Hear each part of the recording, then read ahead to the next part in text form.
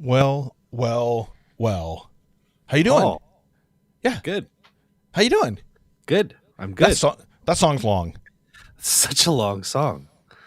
Who in their right mind would write a 5-minute long song? James Taylor. Harry Chapin. Greg Patterson. Oh my goodness, Greg Patterson. Is that the Greg Patterson that I might know? No, it isn't. It's time. It's time, folks. We're on.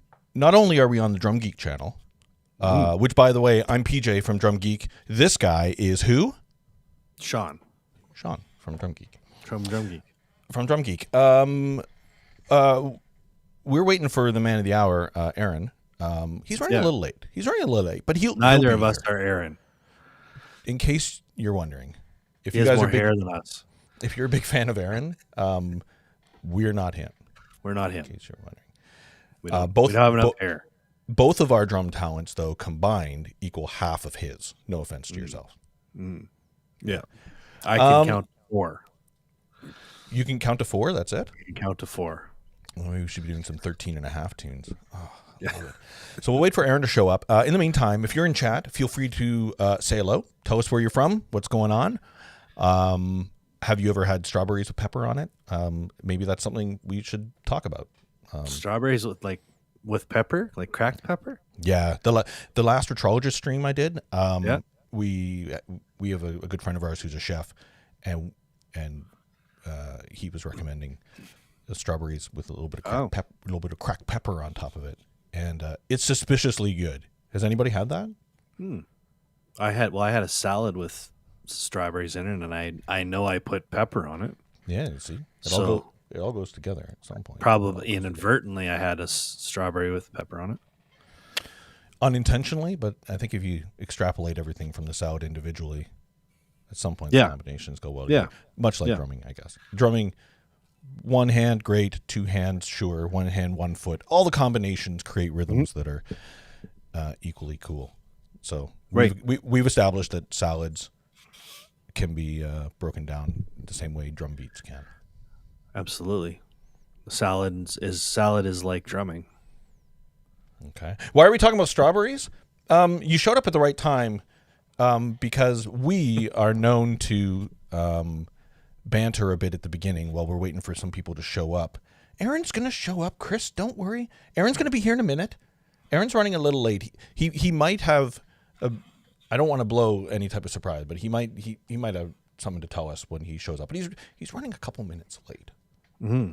Yeah, he's running a couple minutes late, but he'll be here. Don't worry. We're padding the time. Yeah. What when Aaron gets here, are you guys going to have some questions for him? I guess is the question.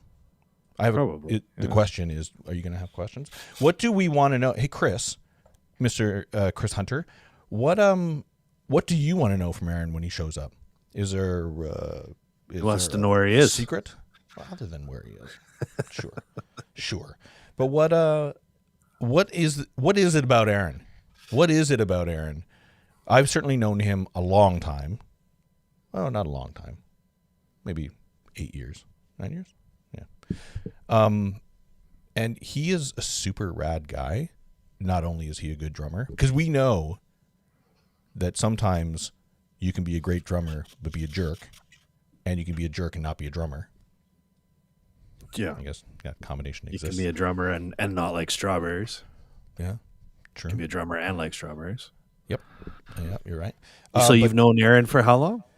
I feel like I've known him, and that was one of the questions I wanted to kind of spark with him tonight. Is how long have I known him? When was one of the first times I met him? I think I have an idea. I think I have an idea of one of the first times I met him.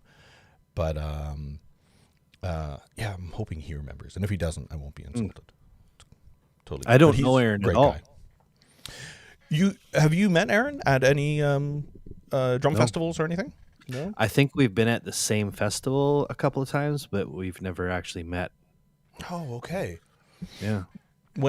I'll just say it. When I was at Roland, we did a lot of content with him, and one piece in particular was when we launched the TD25 drum kit. He was a part of the marketing on that, and it was really cool to hang out with him here in Vancouver while he was creating some TD25 Roland content. Yeah, that's a great question, Greg. Does he still teach at Drumeo? Um, we'll find that out. The answer, if we follow his Instagram, is yes. But let's find out how much he's doing at Drumeo. So that's a great question. Yeah. What is he doing at Drumeo? Because I think part of what he's doing there is coaches. Their coaches program at Drumeo, which is very, very cool. Yeah. He's been there. He's been at Drumeo for quite a while, hasn't he? That's correct. Yeah. It seems like And all the reasons coming to Vancouver here is always for Drumeo, which is nice. Right. And he was one time he worked for Drums Etc. If everyone remembers that Really? publication, from Ralph Angelillo. Yeah. He published Drums Etc. And I think Aaron worked there, or was the editor. He's certainly done lots of writing. Mm-hmm. And here, let's pull it up here. Doot, by the way, is the thing.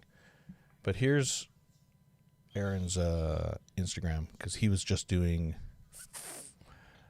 Yeah, I was just trying to remember if he's doing with Modern Drummer. Yeah, he is. So everybody, get your questions together. Oh, here we go. Here's the question. Question of the hour. How do you play something like 13/16 and 15/16, etc.? I'm familiar with playing in 8, but I was listening to for fifth, and I was curious how it's counted. It's a mix of 17, 15, 13, and 8. Brilliant. Yeah, let's get him to break that down. I'm going to take note of that. That's a very good question. Yeah, Aaron is, I'm going to put this away because we'll look at it later. Aaron and I have the bit of an inside joke that anytime I'm listening to a song that's in a super odd time signature, or if there's something rhythmical that I think is just like, I'm trying to break it down, I'll just text him, and somehow he'll just like write it on a napkin. He's like, oh, this is how it goes, by the way. Oh, the Genesis song. Oh, that makes much more sense. I'm sorry. Yeah. For some reason, I thought it was a third ion tune. Yeah, he's notorious for like just writing it down, like on whatever happens to be in front of him and texting it to me. And he's a little like, oh, you didn't know that? That's, by the way, that's the counting for that, by the way. Yeah, I think if you take the time and sit with, I know whenever I've played in odd time signatures or made one of the songs I've recorded recently was I wanted to do something in 5, but coming out of and going into a like 4. Yes. Just to create kind of a discordant feel. And it took me some time to try and figure out like even how many bars I should do of the 5, or should I count it as like a 10 over something. And then of course when you're dealing with my wife is a piano player, so we had to sit down and figure out the melody. Could we extrapolate the melody over 5? Would that make sense? Yeah. Are you going Are you going over bar lines at that point? And you're right. Does it become a bar of 10? Yeah. Much like the way that Bonham and Page did it in Kashmir, where Jimmy was counting in 5 and John just counted in 4. Interesting. Yeah. Right. Yeah. And it still works over the long haul. It still works, but it melodically didn't matter that John wasn't playing in 5. Whereas in my case, it did matter to my wife's piano part. So does odd time signatures intimidate you a tiny bit, or what? Wait, let me spell Aaron's name right. Aaron Edgar. Aaron. Yeah, Aaron. Sorry, you're right. Coming up soon. You ever feel like the warm up act sometimes? It's what I do with all the other projects. You basically become warm up acts for that matter. How does everybody know Aaron? I guess is the question. Is it mostly from Drumeo? Are there anybody who follows him through any musical projects that he played in? Any touring? Has anybody ever gotten a photo with him and noticed how tall his hair is a lot of the time? Whenever he spikes it up, it looks super rad. I guess that's the question. If Aaron would hear it, he would tell you that. It would be really good. Yeah, I guess so. Um, have you ever tried doing that very thing to your beard, PJ? The spiking thing? Yeah. Yeah, I have. This is just Drumeo? Just Drumeo. Just do Drumeo. Cool. Yeah. That's a Genesis one. Yeah, I know. There we go. This is unkempt, I think is the term. Is that the term? Unkempt. Gotcha. I don't know what to do. I put oils in it, and I put beard stuff in it, and it's just questionable at times. And I keep getting tagged in photos actually recently of other bearded people, because I don't know if you know, during this pandemic, everybody's been growing a beard. Everybody. I guess I didn't get them. Maybe not you, but everybody's grown a beard, and now suddenly, if it's salt and pepper, everybody's been like tagging me in Instagram posts, just going, "Hey, is this you, PJ?" Right. And I'm like, "No, I'm sorry, I'm not an 80-year-old painter from Italy." Gotcha. Sorry. I can see how you can make that mistake, but no, not the case. I guess, is anyone here from Winnipeg? That's where he's from, right, Aaron? Go for it. Yeah. I assume maybe. Yeah. I used to live near Winnipeg. That's why I ask. 2022. Aaron on YouTube 2012. Oh, totally right. Any Sonar players out there as well? Like other than Greg? Yeah, exactly. Yeah, I play Sonar. I'm an Ascentman. I like the Ascent I had series. The best kit I've ever used was a Force 3007 kit. I had that as well. Yep. And I swear to God, I was at a gig, and like there was another kit. It was like a DW or something, and it sounded not even near as nice. Yes. And the drum tech on the gig we were playing around with my kit, and he said, "Can we just use your kit? It's just way easier to keep it." But then he explained to me a few things about Sonar and why they're kind of so much better than a lot of kits. Have you been to the factory? No, I've never been. I was supposed to go once. I did. And then the guitar player that worked in our store ended up going instead. Okay. And I launched a ferocious protest, but I didn't go.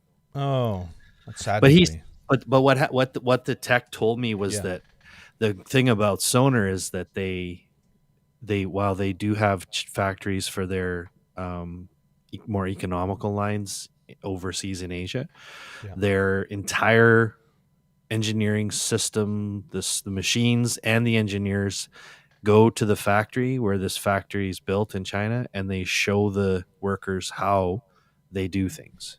Yes. So he said you could have like even the 2007, the 1007 series. This was back when those were around.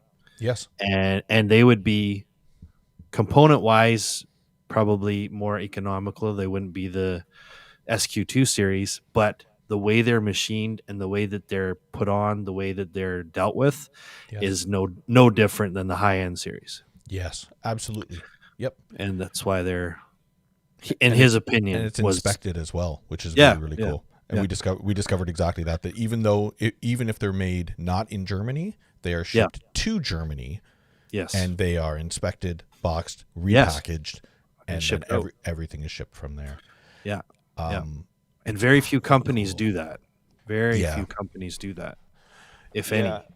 And if anybody ever is in the area there and does get a tour, when I was there, oh my God, that sounds arrogant for me to say, but when I was there, there was this old lady. I don't know if I mentioned this to you, Sean, but we were walking through, and there's this older lady like putting the rivets on like a cymbal stand. And that was her job. Like if she didn't show up to work that day, like those things weren't getting done type thing. Right.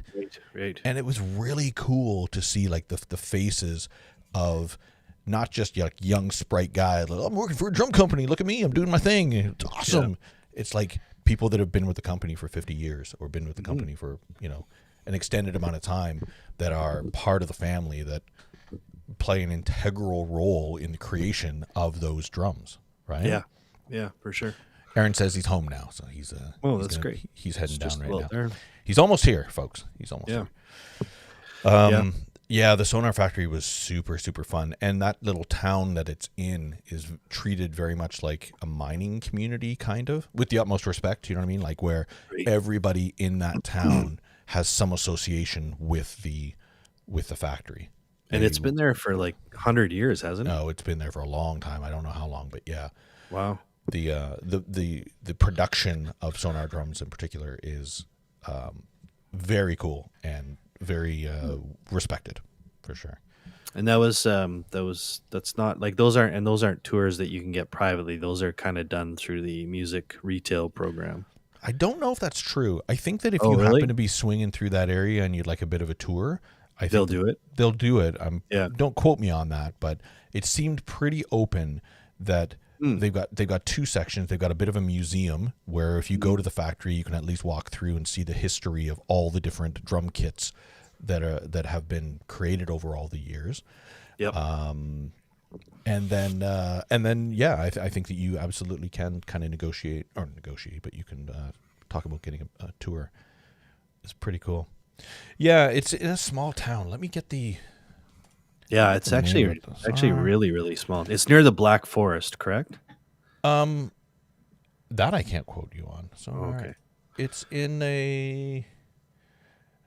It's funny because we landed at the airport, and then we took the Autobahn there, and I just remember, I remember looking. Okay, quick side story. We've got time. We've got a bit of time here, and maybe and Aaron could probably add to this, but I remember getting in the shuttle because they were taking me from the airport to the Sonar Factory, and we had to go on the Autobahn. And I remember having my iPad and me just reading from my iPad for about maybe, I don't know, half an hour or so, and then I look up and I look out the window and I'm like, we're going suspiciously fast. Like this feels like we're going fast. What? And I kind of yell up, are we going fast? And somebody in the front is like, oh, we're going 200, by the way. Kilometers an hour. In the bus? Yeah, in the bus. 200. Did we find the name of the town? Oh, sorry, I got distracted. Yeah. And it was, pretty ridiculous. But yeah, driving very fast was just no big deal. That's fine. Beach. Oh, why is it leaving? Sonar. German musical instruments. Oh. We'll wait for Aaron to give me an idea. Student of Carl Orff. Because I actually forget the name of the small little city. History of the company official website. There we go. Let's see. Sonar history. I'm going to know it when I see it. Bad Berlberg? Yes, thank you. Where did you find that? Yes. I just Googled it. Oh, you Googled Bad Berlberg. Perfect. Yeah, That's exactly where it was. A few hours north of Frankfurt. Yes. That's where it was. Super small little town.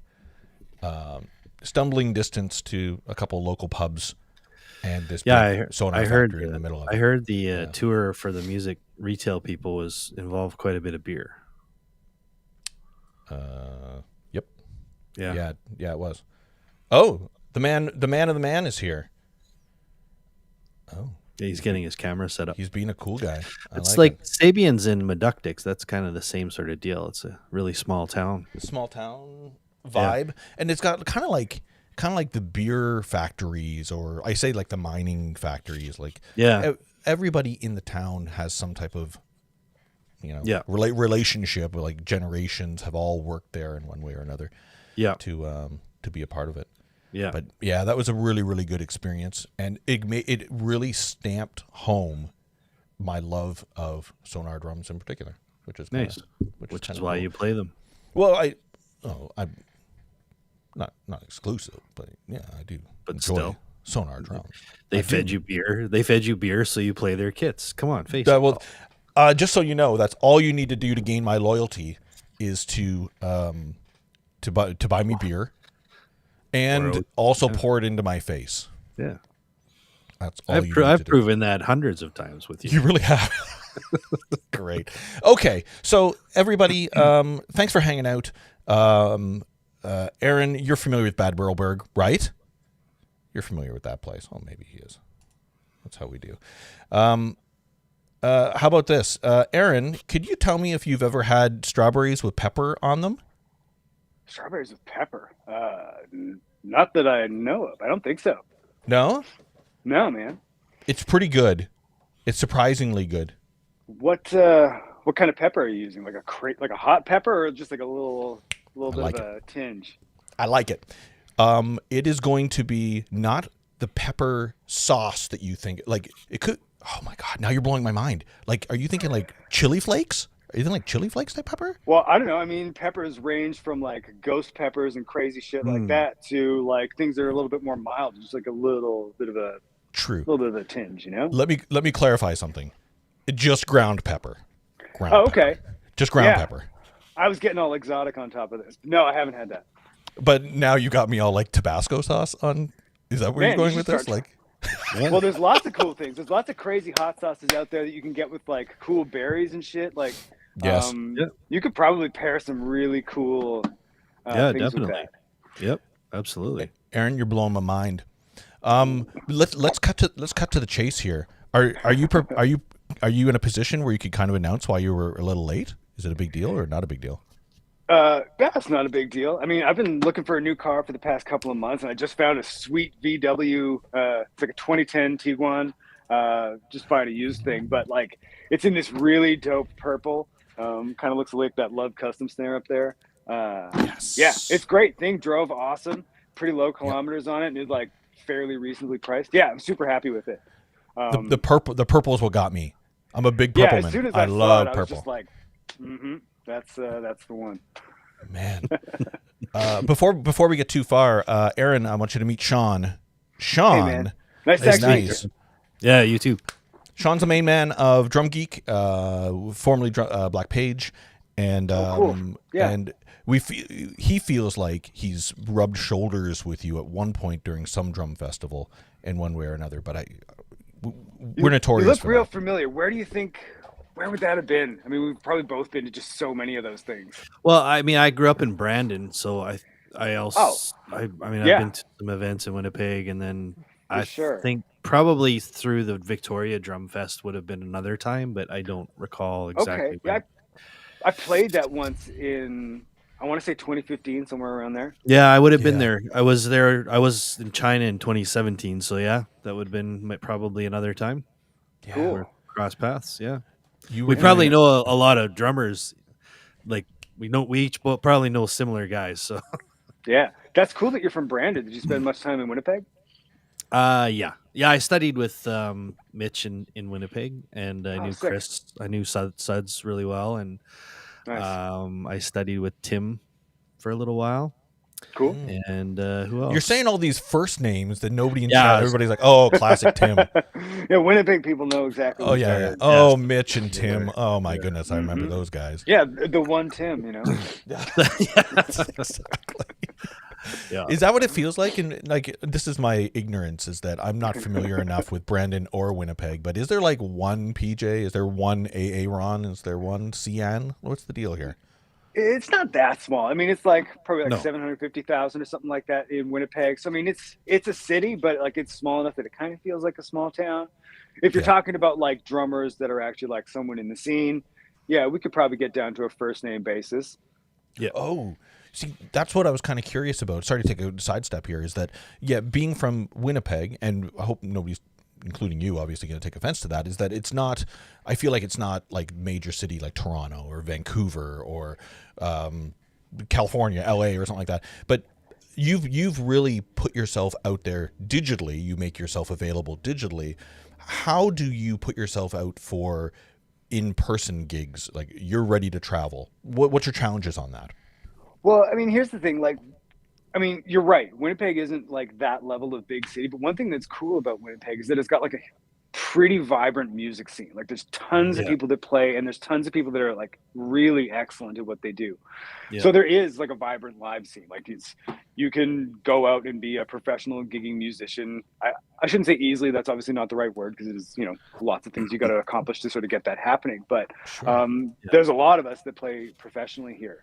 I don't honestly find too many challenges with that. Like I spent basically my entire adult life as a professional musician here in Winnipeg. At some point, I decided to start doing the YouTube stuff because I was just into quintuplets and weird things that most people didn't want to play with. So I kind of just wanted an outlet for it. That's how that thing started. And I ended up getting like the gig with Modern Drummer and the gig with Drumeo. And I mean, now I'm like full-time salaried at Drumeo. So I've actually somehow made a career off being this sort of like rhythm weirdo, which is just like an anomaly in and of itself. Yeah, so that's a great segue, is that you've really doubled down on being, and you even refer to like alien, your alien prog. Like you've doubled down on, excuse the expression, but weirdness and odd time signature. Like you're the guy to go for that, and that makes you valuable in my opinion, especially as a coach, for Drumeo, or as a writer for Modern Drummer, for anybody, is that you can speak genuinely about that. Do you find that you're the guy that people are going to?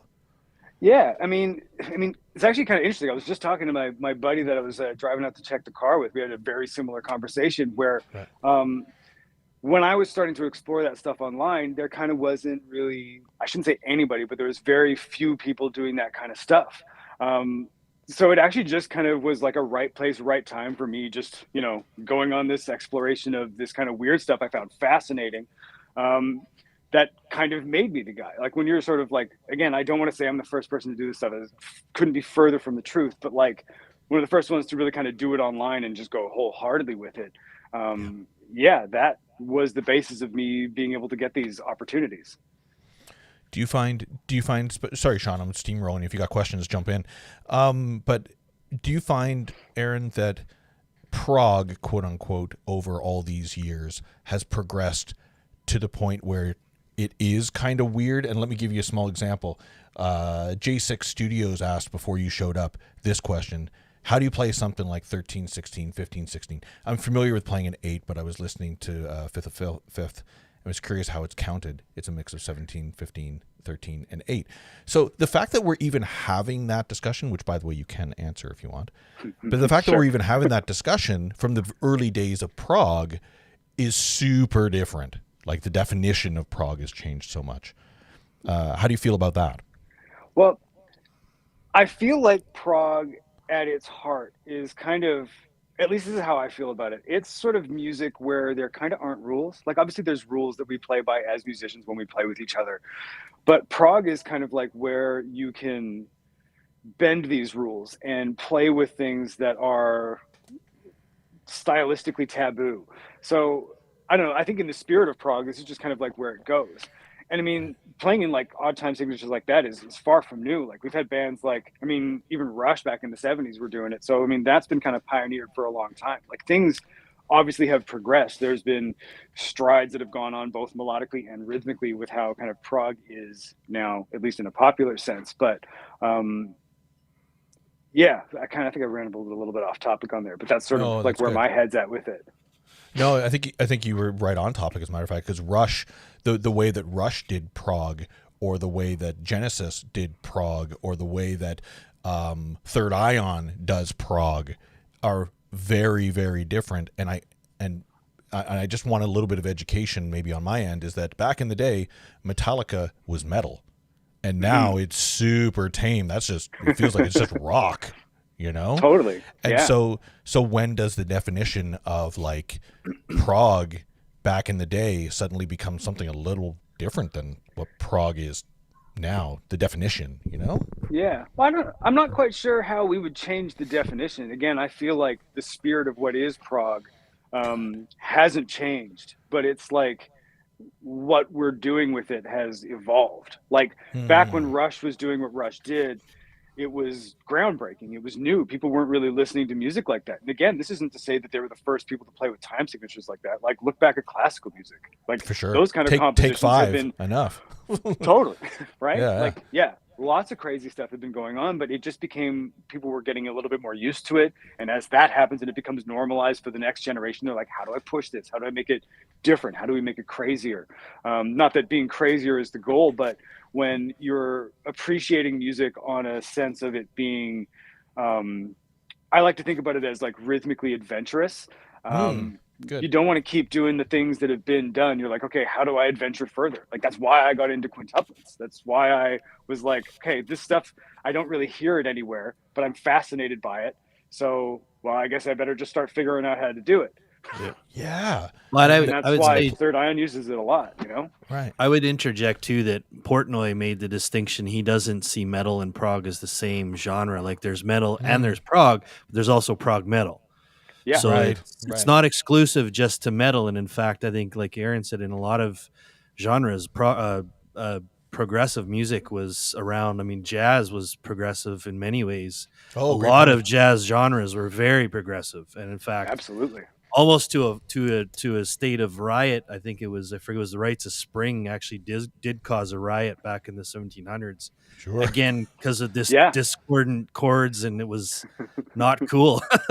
Yeah, But it was almost very like ahead of its considered time. blasphemy, you know? Yeah, it was. It Yeah. was back when music was still akin to a musician being next to God. It was Prague was happening back then. Yeah. Right. Absolutely. And it also is a very specific type of audience as well, right? Yeah. That Yeah.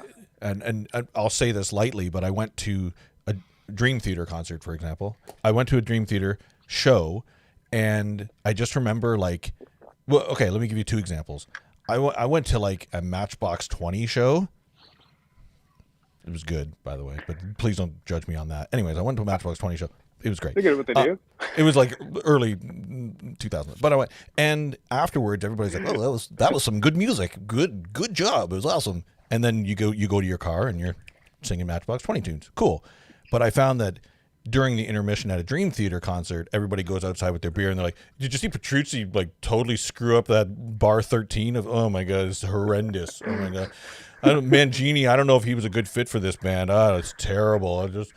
But I just found like judgy eyes were on everything, and truthfully, same. I was like watching Mangini because it was right as Mangini joined the band. It was one of his first shows, and I was like eyeballing him, and I'm like, oh, it's one of his first shows. He's gonna mess up. It's gonna be great. But like drummer to drummer, I'm judging him heavily, and I felt kind of bad afterwards, but then realized everybody in the room was judging everybody on stage. Well, Is that the culture? I mean, kind of, but I don't really want to say it like that. I think sure.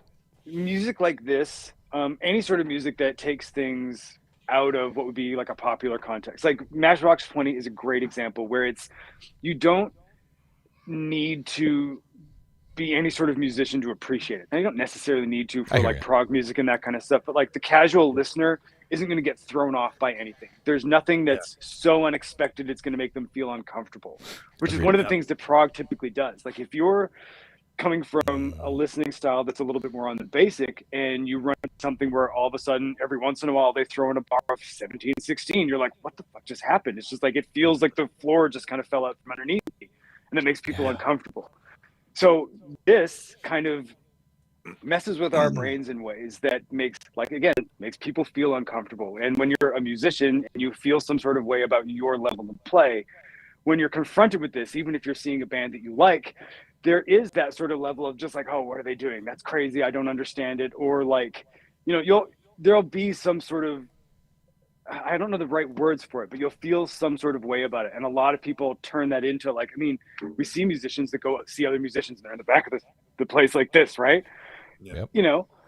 It's a musician thing, but it's also, I mean, it's one of the things that they even talk about in Effortless Mastery as like almost like a neurotic musician thing, like something that's to be gotten over, The sense of judgment, the sense of analyzation. I always feel like the bartender at every club that I play, I'm like, that guy is a world-class drummer probably. He's leaned up against the bar with his arms crossed. I bet you he's one of the best drummers in the world, and I'm all kind of nervous now. And meanwhile, he's not. He just does people's taxes in his part-time. That's funny. Oh, man. Do you find, as a quick aside, with that style of music, Your kit certainly changes more often than not. Kit design. You're sitting in front of a lot of gear, and I'm going to quickly segue into your collection of gear. But like, and you're constantly on your Instagram. You've been like, you got different variations of kits that you use when you get new gear. When you, oh my goodness, like it's super stoked. I'm super stoked every time you upload something because here, I'm going to pull it up here really quick because you are always doing some type of variation of your kit that is super inspiring. Here, I'll do this. I feel like I've just got kind of like gear ADD. Like for me, I don't like doing the same thing all the time. Like there's things that stay pretty static on my kit. Yeah, that's basically what I'm sitting in front of right now. Okay. But like, I don't know. I like things to be different. One of the things that I found inspiring early on was when I changed up my setup. Like if you look here on that kit, the rack toms are backwards, floor toms and everything else is kind of normal. It's got 13, 10, 8, 15, 18, which you'd think would be super messy and just like weird. But let's say you play something that you're used to playing on a normally set up kit. Like if I just reversed these two toms, it would be a straight up normal kit. It'd be like 8, 10. It would just descend in pitches. Mm-hmm. If I play something that I practice on that kit the exact same way on this kit, I don't have to do anything different, but it comes out differently. And I really enjoy that. I like when I play something and it kind of surprises me a little bit. And constantly messing my kit gives me that. Like it's just almost a really just like lazy way of coming up with something new. I mean, that's kind of probably a bad way to say it, but like no, not at all. It is fun to change it up. I find I get bored real quick. Not like real quick, but like I mean, this isn't going to last. Like I'm doing a series for Drumeo right now called Rhythm in Prague. And when that's done, there's no way I keep it the same. Not from any sense of like, I don't like it set up like this, but I know by the time like 6 months is done and I've recorded and released all that stuff, I'm just going to be like, I want to try something else, you know? Yeah. Are you constantly on the hunt for different inspiration? Like, would you give that advice is that the moment you get comfortable with something, change up your kit, change her up. Well, I mean, there's positives and minuses to it. There's like, I mean, here's the thing. There's definitely positives to keeping it the same and getting so hyper comfortable with it that it just feels like home for you and you can just close your eyes and do whatever you want and then it's just going to come out awesome. Good. But there's some people that just like I described, just enjoys it when things surprise me. So I want to change it up just out of like, oh, that was cool how this came out this way.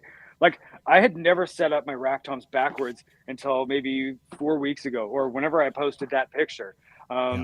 And when I sat down and played it for the first time, I even looked at it. I was like, this looks dumb and I don't think I'm going to like it. But then I sat down and I tried it. I was like, oh shit, I love this. It's kind of like the same way I came up with my favorite stack, which has basically drum kit immunity. This thing has been on my drum kit no matter what the setup is since I got him. Like whenever I signed on to the Sabian artist roster, I don't remember the year. This is a while ago now. But this was one of the first stacks I put together. And it's the best stack I've ever played. But it was also an idea that I thought wouldn't work. I was like, okay, I'm going to take a 17-inch really thin china with a bunch of holes, and I'm going to take a bottom hi-hat and put it on top. This is probably going to sound stupid, but let's see what happens. I love it. It's awesome. It's like you can get articulation like it's a hi-hat, and you can also get this real dirty, just like, kind of like, everything about this stack is just what I've always wanted in a stack. I couldn't believe it came out of something that I literally thought was not going to work. Totally. Do you find that you are always identifying your sound? Like you're always on the hunt for your tone, I guess. We can identify drummers all the time just from like the first one that came to mind was like Jeremy Taggart from Our Lady Peace. Like that's ring snare. I'm like, if all I heard was that snare, I'm like, oh, that's Naveed. Cool. I know that song inside out. Like there's sounds that are notorious with drummers. Yeah. Do you feel like you have that or that you're on the hunt for it, or does it matter? I guess. I have a couple ways to answer this. There are aspects of my kit that I have that with.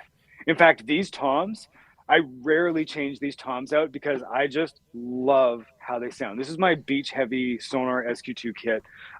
These toms are actually why I tattooed the mallet logo on the back of my neck. They sounded just I couldn't I couldn't believe what these good sounding like tom. First turned them up, right? That's right. I mean, they may not be the toms for everybody, but when I hear them, I couldn't imagine wanting my toms to sound differently, which I almost feel bad saying because I've got like 7 amazing kits that all have different sounding toms. They all sound great, but it's just like these ones, there's something that's just magic about it. But for everything else, for like cymbals, and especially snare drums, as you can probably see from the wall back here, it's not so much like I have a particular sound that I go for. I actually appreciate the nuances and differences that I find in other gear. And one of the problems with being a bit of a gear addict is like every time that I get something like a new Sonar snare drum or like the VK Tempest thing that weighs like 40 friggin' pounds, like it's just like, oh my gosh, this sounds so great. And you maybe don't want to play it all the time, but when you put it back on the kit, you're just like, right, I love this thing. That's one of my favorite things about having so many of these. It's like I only keep my favorites. So when I swap something on I haven't played in a while, it's just like, shit, I forgot how dope the snare drum sounds. And it's just, again, it's kind of exciting how things just kind of come out differently without me having to really do anything different. That's what I like. But then you have my toms, and it's like, shit, I don't really want to change these out for anything. Even though I've got 7 amazing tom sets, I want to, these are as close to my sound, probably this stack, as I've got with anything. Cool. You're the definition of an actual drum geek, by the way. Yeah, but also, Sean is about to have his second kid, and he'll understand with everything you're saying that even if you have a whole bunch of things, you have a favorite. You have a favorite, right? Are we going to take this into the kid territory with that? That seems like dangerous territory. I was like, everybody's got a favorite child. Everybody has a favorite child. I dislike mine equally. Oh, perfect. Great. Yeah, everybody likes it equally. Actually, but this does lead me to a question, Aaron. I'd be curious to know, and maybe this is too deep of a rabbit hole, but if for your kit, especially your kit, if you've broken into the hybrid and electronic hybrid, maybe even blending some of the sounds, how deep do you think that rabbit hole could get for you? Especially, I know what you're talking about. As soon as you swap a tom out, like if you don't put that big 14 there and you put a 10 there and you play like, something as simple as even come together, and it's just like, whoa, that's a different song now. How deep could the electronic hybrid rabbit hole go for you? Well, here's the thing. Basically infinitely. And that's actually like kind of the nature of how Paul's and my relationship started. Like we started hanging out when I was doing clinics for Roland, right? Where we were starting with like just the electronic kit, and then I was blending it into this kit. In fact, the only reason that I haven't typically had electronic stuff on my studio kit is I don't have a great way to monitor it in here. Like in the sense that when I hit something, I really hear it in the room. If I had like speaker sets in here, I would almost certainly be doing that a lot more. And I probably have been avoiding doing that for a reason, because it's like, I've got a ton of great Roland gear. I got a bunch of those mandala pads, and it's like, I know exactly how infinite that rabbit hole is. And there's so much cool shit that you can do. I've even got triggers that I really like in the sense of like augmenting sound, not like replacing a kick with the trigger. Like, that's cool. That's usable. But I like the idea of like, add something non-drum to it and use that as kind of like a new acoustically impossible sound. That's one of those things where it could go so infinite that I've just like not really dove down that rabbit hole a little bit on purpose. That's when you want to have like a psychologist on staff or something like that. Amazing. It's funny on the heels of that, you and I did some work together when I was at Roland, and one in particular was when we did that TD25 video. We did a TD25 for the TD25 launch, and we were in that Airbnb, if you remember correct. God, I absolutely remember that place. It was an amazing place. It was super, super nice. But the one thing that stuck with us, and whether you know this or not, it stuck with us for years afterwards, was that you took the kit and you designed it specific to you. The way you put the toms directly next to each other on the rack, like you had definitively looked at it and said that ergonomically, this is how I want to set this up. And it was super different than what, the way Roland would typically have it on the box or the way that you'd see it in any other videos. But I just remember you doing that, and then like Darren and I afterwards going, that is efficient, and that's how we're setting up our kits from now on. That's amazing.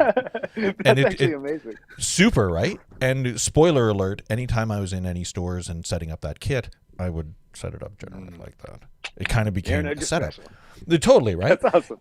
Yeah, and I think that is a certain mind that I appreciate in you, is that the non-traditional nature of things, that Yeah. you're very okay with bending rules of how something is supposed to be used. Your stack, for example, is a great example, where you look at it, you analyze it, and you go, okay, what can I do with this that's different than how I'm supposed to use it? Do you That's challenge exactly yourself it. on that? Do you really appreciate doing that? It's not something that I actively go for, but I will say this. I find music, and I mean even gear by extension, to be something that's playful. Like, to me, setting something up how it would typically be set up rarely even crosses my mind. What I think about when I set something up is like, honestly, what would be fun? And Yeah. I try to not think about oh, it's supposed to be like this. Doesn't cross my mind. It's more like, oh, what would be cool? Or I'm doing a particular just random thing I'm working on. Maybe we need to have these weird stupid bells with spikes on them up there. Like, Yep. I don't know. I try and just like amuse myself and keep it fun for myself. And by just that being the way I operate, I guess I kind of come up with ways of doing things that are maybe a little bit unique to me, you know? Yeah. Do you find you get a bit of a spotlight on you from manufacturers because you're using it a little bit differently? Is it a good, and I don't want to blow a marketing angle here that you may have already been put in place, but when you're using something the way that it's not traditionally meant to be used, you get put on the spotlight faster than anybody else, and hence your content kind of gets pushed forward a little bit further. Is that a good technique to maybe advise other people to do? That's an interesting question. Now, I don't necessarily know if that would be like just like a blanketly positive statement. Like sometimes the weird for the sake of weird maybe doesn't necessarily work. But I feel like when you do it from, I guess, that intention of just like, how can I have fun with this and I don't care how it's supposed to be used, there's something real genuine about how you would be playing that instrument versus, oh, I'm just trying to do something weird. Let's see how's the weirdest thing that I could possibly do with this. There's Right. value to that, but I feel like the genuineness of what comes out of it might be lacking, might not be the right word, but it's going to be coming from a different place. I think it coming from that place is why it kind of works for me. I love that. Yeah. I wonder too, Aaron. When I've seen, for example, I watched Bozio one time, and then Mangini, and they both made a reference to some of the ways that they had set their kit up was specifically just the sake of the least amount of movement they would have to make. Especially Mangini on his Dream Theater gig, he was like, I got to make this so ergonomically, like, just easy on myself because you can't be flailing. How much of that comes into your decisions, especially when you're setting up new kits? Probably a lot. I like definitely for like angles and stuff and sort of where things are positioned. Like it's not something that's ever in like the forefront of my mind, but it's more like, okay, I need a bigger tom sound over here. Gotcha. I'm gonna adjust it to what I think would be the most kind of comfortable, and efficient's a great word for it, like efficient way to kind of like get around with that. Yeah. Yeah, that makes a lot of sense to me. Yeah. Yeah. Yeah. Efficiency, economy of motion is always the deal. Totally. Right? Yeah. Especially to me, like I haven't played a ton of prog, and anything I've played has been not that proggy, but I look at guys like yourself or say Bozio and Mangini, and it's just like there's just this level of musicianship and even just physicality, in my opinion. I know at PASIC in 2012, Mangini was playing like a sort of like rototoms across the front, and I mean he was rolling like, and it was just like, and the guy's he's a really short dude and he's not a very big man, and I'm just like, I'm I'm in good shape. I box. I'm 230 ish, and I think I'm in good shape. And I mean, that guy, I'd be scared to run a marathon against him. Like, he's in great shape. Yeah. Yeah. So, There's something totally. A lot of this kind of stuff, and like especially as you get into the more extreme metal, like it's I don't want to say it's not musical, but I will say it's almost, these words are just going to come out wrong, and I apologize to anyone who takes them the wrong way, but they're almost more athletic than they are musical. Meanwhile, they'll sound musical and be awesome, but like there is such an athletic component to being able to execute it. That's what I was trying to say. No, I hear you. As a matter of fact, it's a huge like part of it, you know? Jay Weinberg is in incredible shape, and he's also an amazing musician. Like, Thomas You have Lang to talked be. about that as well, is the athleticism of drumming. Yeah. You have to be. Yeah. I've told the story many a time, so I'll abridge it, but I played in a band, and the guitarist told me that I look like a stenographer when I drum. I don't know if anybody knows what a stenographer is. It's the person that like writes the notes during like a court trial or whatever. Court trial. I look like I'm a stenographer when I drum, because I'm just small motions. Everything's super small. I'm not doing anything overly dramatic. Toms are low. Everything economy of motion things. I'm not going to overwork. I'm not going to.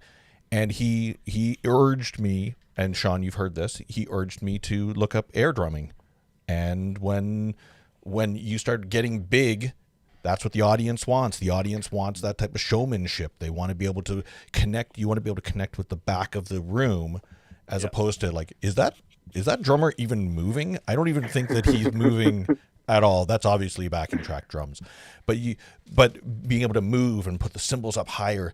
What is your balance between economy of motion and showmanship? That's a great question, because like on one hand of things, I'm really inspired by guys like Questlove, where like if you see him playing something like You Got Me, which is like just like a real tight kind of 16th notey kind of groove, dude barely looks like he's moving. Like he's sitting there like this, his arms are just here, relaxed at his sides, and it's just barely looks like he's doing a damn thing. But also when you see him play live, like he really gets into it. He'll slam and stuff, you know? Yeah. There's aspects to sort of both of these things. Like economy of motion is important. Especially if you want to get like really blazing technique, like it's necessary in that pursuit. But like you said, like people want to see a show. It's less fun when people are just kind of sitting there in the zone. But there's not really a right or wrong way to do it, you know? Like the more technical your band is, the less room there is for showmanship. I'm not saying you can't do it. There's lots of people that do, but like the more involved you got to actually do stuff, the less this is sort of possible. But you know, you pick your moments. Like there's choruses typically will be a little bit more straightforward. This is a super gross generalization, but like you'll maybe want to slam a little bit more in those sections and like show the audience that you're into it, even if when you get into the really skittery part, you're, you know, business. Yeah. Wow, that's a really good way of saying it. As a matter of fact, you're right. I guess in the end, you got to kind of know the rules before you can break the rules, right? So that's a great quote. Yeah. So I guess you got to be able to play like a stenographer before you can play like, I don't know, Bon Jovi. I don't know. Okay. The guy from Dragon Force. For Dragon, like stick tricks and just doing craziness. But before we go too far here, Greg asked a good question here. What's your opinion on the Sonar Chrome Pharaoh snare from the 70s?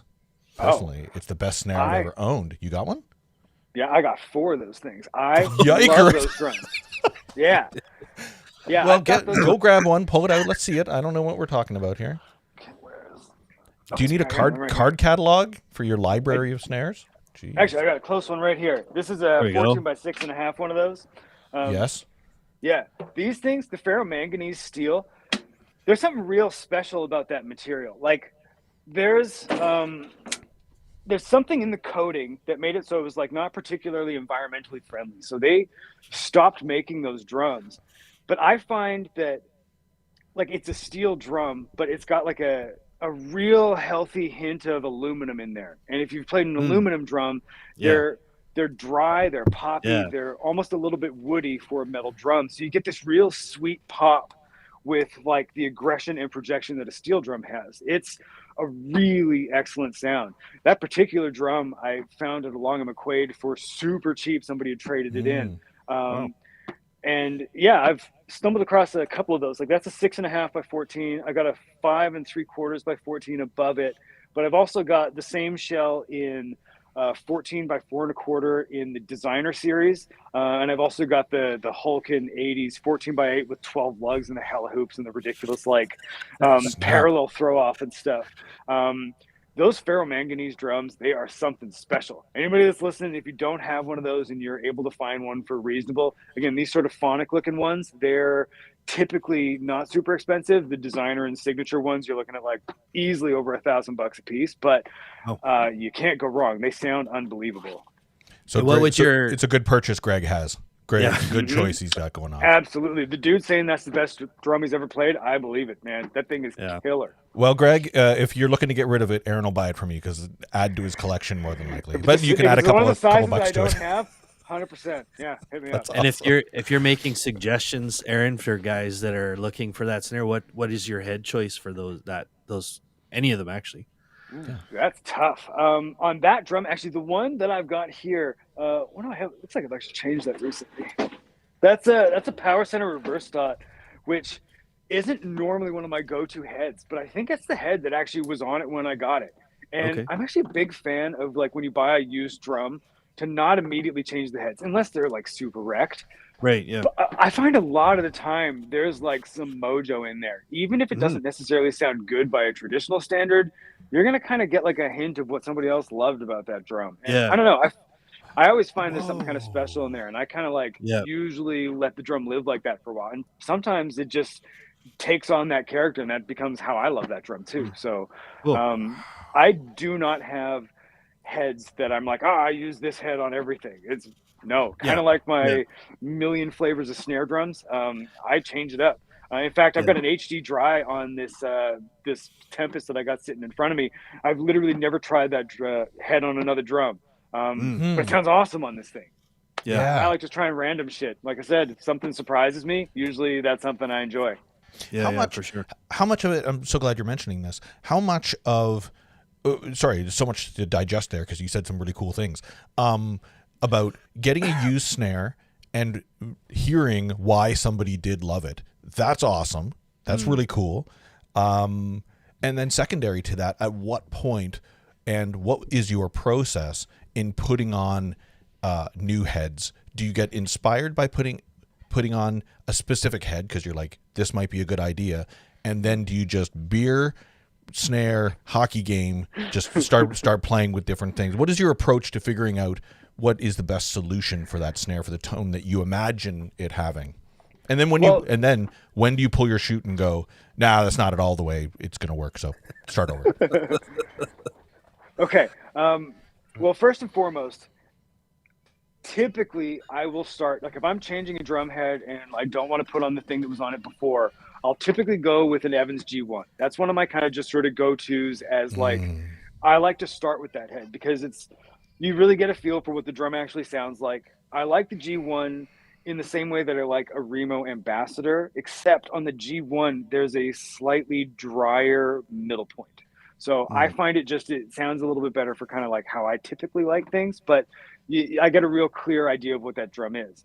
Now, the second part of that question, it does not take me long to tune up a drum because I've got a bazillion drums in this place. I've tuned up drums tens of thousands of times, maybe even 100,000 times at this point in my life. I can very quickly get a drum to sound good, usually without even tapping a lug, because I tune with 2 keys. You can tension it up by feel. And honestly, when I do that, it's almost always banging immediately. So typically I'll throw on a head within less than 5 minutes. I got it sounding awesome. Even if it's not necessarily what I'm going for, I can just like swap on another head. I've got several hundred heads in the other room. I can just pop on whatever I feel like.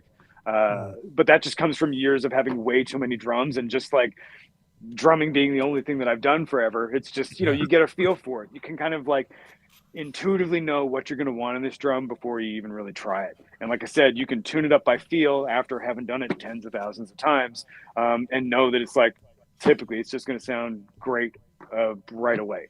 Now, this doesn't work if you've got drums that are damaged in some sense. Like if you've got like a bearing edge that's a little out or it's a little out of round, those tricks aren't going to work. But if you're dealing with high-end gear, if you're dealing with, again, like stuff out of the German Sonar factory and stuff, like it's just going to work. If you know how to tune it up by feel, it's going to sound great the first time you try it. You've heard just about every combination at some point. You're like, okay, aluminum snare. I know through my years of playing that this type of head combination is going to give me generally this type of idea. So let me give it a try. Sure. That's awesome. There's obviously been times where you put it up and you're just like, nope, next. On to the next. There's definitely some combinations that I find like, just like haven't worked for me. But again, that's part of that learning process of like getting to a place where you've got an intuitive sense of like what's going to sound at the very least passable. Like sometimes you'll throw some heads on something and it's maybe not going to be your favorite thing. But again, I'm that kind of weird guy that like, even if it's not something that I like, if I can make it sound good, like if I tune it well and it's doing a thing that a tom does, but it's not necessarily my thing, I can appreciate that as it being something different. And usually if I don't like something, I actually try to stick with it for a little bit. Again, if I know all the variables are correct, like it's tuned well, there's no weird sounds. It's not like I've just tuned it like shit. It's just, this is a sound I'm not used to. I'll jam on that shit for a while. Cause you know, sometimes you're going to find that like, you know, after a couple of weeks of playing that set of toms or whatever it is you're messing with, you can find something that you like about it. Like there's even been a couple of used drums that I picked up that are still in my collection. I maybe won't name which ones, but there was one like fairly iconic drum that I grabbed that at first I was almost a little upset that I didn't like it. I was like, why don't I like this thing? I just spent like $1,500 on it. It's something I've wanted forever for whatever reason. And I'm not digging it. Yeah. But it was just because that drum had a personality I wasn't used to. The more I played it, the more I was like, oh shit, you're actually pretty dope. I was just kind of expecting something else that this wasn't bringing to the table, nor should it have. It's its own thing. I just didn't know what that was through ignorance at the point, you know? Brilliant. Yeah. How do you fall in love with the tuning? I'll use an analogy as I do. A lot of IndyCar and NASCAR racers, they don't know what the hell's under the hood. They just know how to drive the car, right? Yeah. And I find that musicians, and I'm generalizing here because there are a lot of guitarists which I interact with who've been playing for years and don't know how to set up their guitar, or don't know how to do a fret job, or don't know how to change their strings or intonation. Like they're struggled with that. And I find with drummers, it's almost, dare I say, worse, that we can play the hell out of drums, but we just don't spend time learning how to create our sound or have the patience to tune a drum at all. How do you fall in love with that? How do you approach that? Well, I almost dislike that I'm going to use the same words I just used. Part of it is through just sheer experience of having to do it a bunch of times. Like if you buy an obsessive amount of drums, like I clearly do, if I didn't just grit my teeth through learning how to tune them, I'd have a bunch of really cool drums that all sound like shit. Yeah. That's all there is to it. So that happens more often than not. Yeah. So I found, I mean, like, don't get me wrong, I'm not throwing shade at the people that don't put the time into this, but for myself, as somebody that's like spent most of his life just drumming, it's like, you know, you get a drum, you want to hear how it sounds good. Like you buy a quality thing, there's no reason it shouldn't sound good, but I can't make it sound good. That kind of shit just pisses me off. So I would just sit there and figure it out. It's like, okay, why does this not sound good? Oh, maybe I'm not getting that head to actually sit super in tune. Okay, how can I solve that? And you try and figure out, like, how can I do this better? Next thing you know, you spend several hours on it, but by the end of it, you're like, okay, I've actually got this to a place that it works. Now, I wasn't always at a place where I could like tune a drum up by feel and typically make it sound good, like extremely quickly without even really tapping the head. That took a lot of time. That took a lot of failing and having like disappointing snare sounds. And I remember, actually, I think I've got a second part to this story. I remember playing at some random club in a cover band, and I was really just falling in love with the backbeat. And I wasn't really getting a snare drum sound that I loved. And it was one of those things where it's like, the more consistent I got with this, the more consistently I didn't like the sound that was in front of me. So it kind of became like the type of thing where I just had to get better at making a sound that I enjoyed. Otherwise, I was going to get annoyed every one of these backbeats that I was learning to play super consistently. And it just, I feel like I'm not telling this story particularly clearly, but I remember that as like a moment in my life where it became not something that I was necessarily like struggling with, even though I didn't find it easy at the time, but it was like I had a reason. Like there was a burning desire to enjoy my backbeats, and I had to figure out how to get them. So, you know, that took sitting in my practice room with, you know, just tuning up a drum several times. Because let's face it, if you just do it once in a while, you buy a new set of heads, you tune up the drum, you maybe dick around with it for an hour, and you finally get it sounding good, and you're like, okay, cool. Now I'm going to just like throw lug locks on and hopefully forget about it. Well, you're going to have the same struggle next time you do it. So if you do that, you get it sounding good, and then the next day you just go back and you drum and you just detune it completely to nothing and try again from scratch. Can I get that again? Or even if I can't get that particular exact sound again, can I make this sound satisfying? Yeah. keep doing it. The more you do it, the more you like look for something that sounds inspiring to you within your tuning ability, you're going to start building the skills to, again, intuitively tune things how you like them. Mm-hmm. I love that. And you were illustrating in that as you're playing, doing king, like you hear an overtone and you're like, I've got 3 sets of this. Like I've got like an hour's worth of Mustang Sally to go through here, and this one overtone is going to destroy my head. I need to know instantly, in between the next song, can I throw a key on and eliminate it right away, or can I, like, what's my efficiency on getting this sound right? Or I'm using a little bit heavier sticks, and all of a sudden that lug is becoming a little bit looser because I'm hitting it. I want to be able to adjust it and take ownership of my tone, which I'm a big fan of. With any instrument, I'm a big fan of ownership of your tone. Well, yeah, for sure. Right? Well, you're the only constant in that, so. True, exactly right. And I think you hit it on the head there. It literally, I guess, when you when you get home, loosen it, bring it back up. Loosen it, bring it back up. I was kind of alluding to it before, trying to fall in love with the process of tuning, but does that involve like just sitting tuning just spending a day tuning, just like you would do paradiddles for 5 hours? You're just tuning your drum for 5 hours. Like, does that feel like it's part of the process of learning drums, is learning to take ownership of your tone? That's part of it. It's not it's not a mandatory part of it. Again, there's lots of drummers that just like, that's not in their tool set. That's not even in their interest set. They're like, I don't give a shit how it sounds good. They'll like take it to someone to tune for them. Right. That's totally fine. There's lots of people that don't want to geek out on these kind of aspects. But if you do, I mean, it takes practice like anything else. In fact, this sort of brings another memory up to mind where, like, because I like drums, I like to buy drum kits in ways where I can kind of set up anything in a particular like shell type. Like, for example, this is my Beach Heavy SQ2 tom set, but this is only part of it. This is 5 drums, but I've still got 3 more of these things. So I've got 8 toms for this kit, plus a gong drum, and I think like 4 kicks or something. One of the things that's particularly challenging with tuning is to take a large tom set and make it sound like a family. To make it so you can tune all 8 of these toms, and every pairing, it doesn't matter which 2 you're hitting at the same time, sounds good together, like a chord, you know?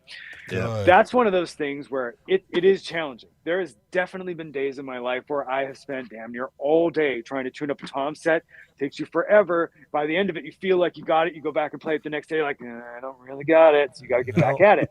It takes a while to get good at that. And sometimes you may even find like a head might be slightly out. So like you might have one drum that's giving you trouble.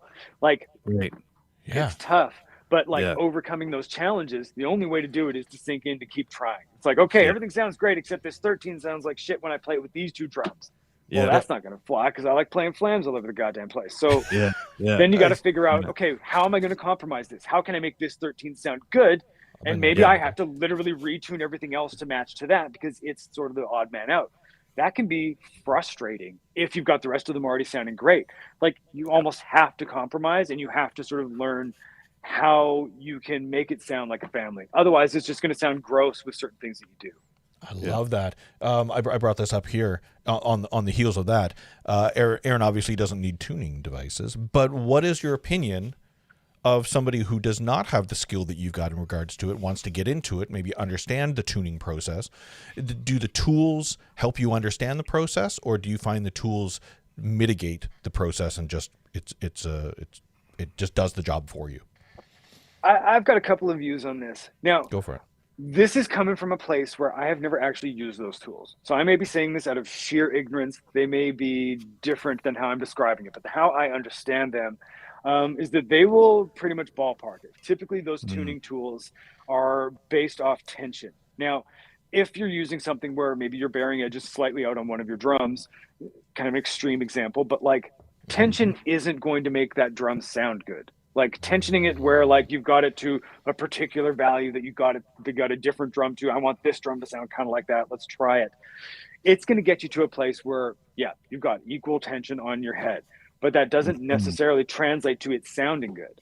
Yeah. So at the end of the day, you can ballpark it with these tools, but you still need to use your ears to really get it to sound how you want.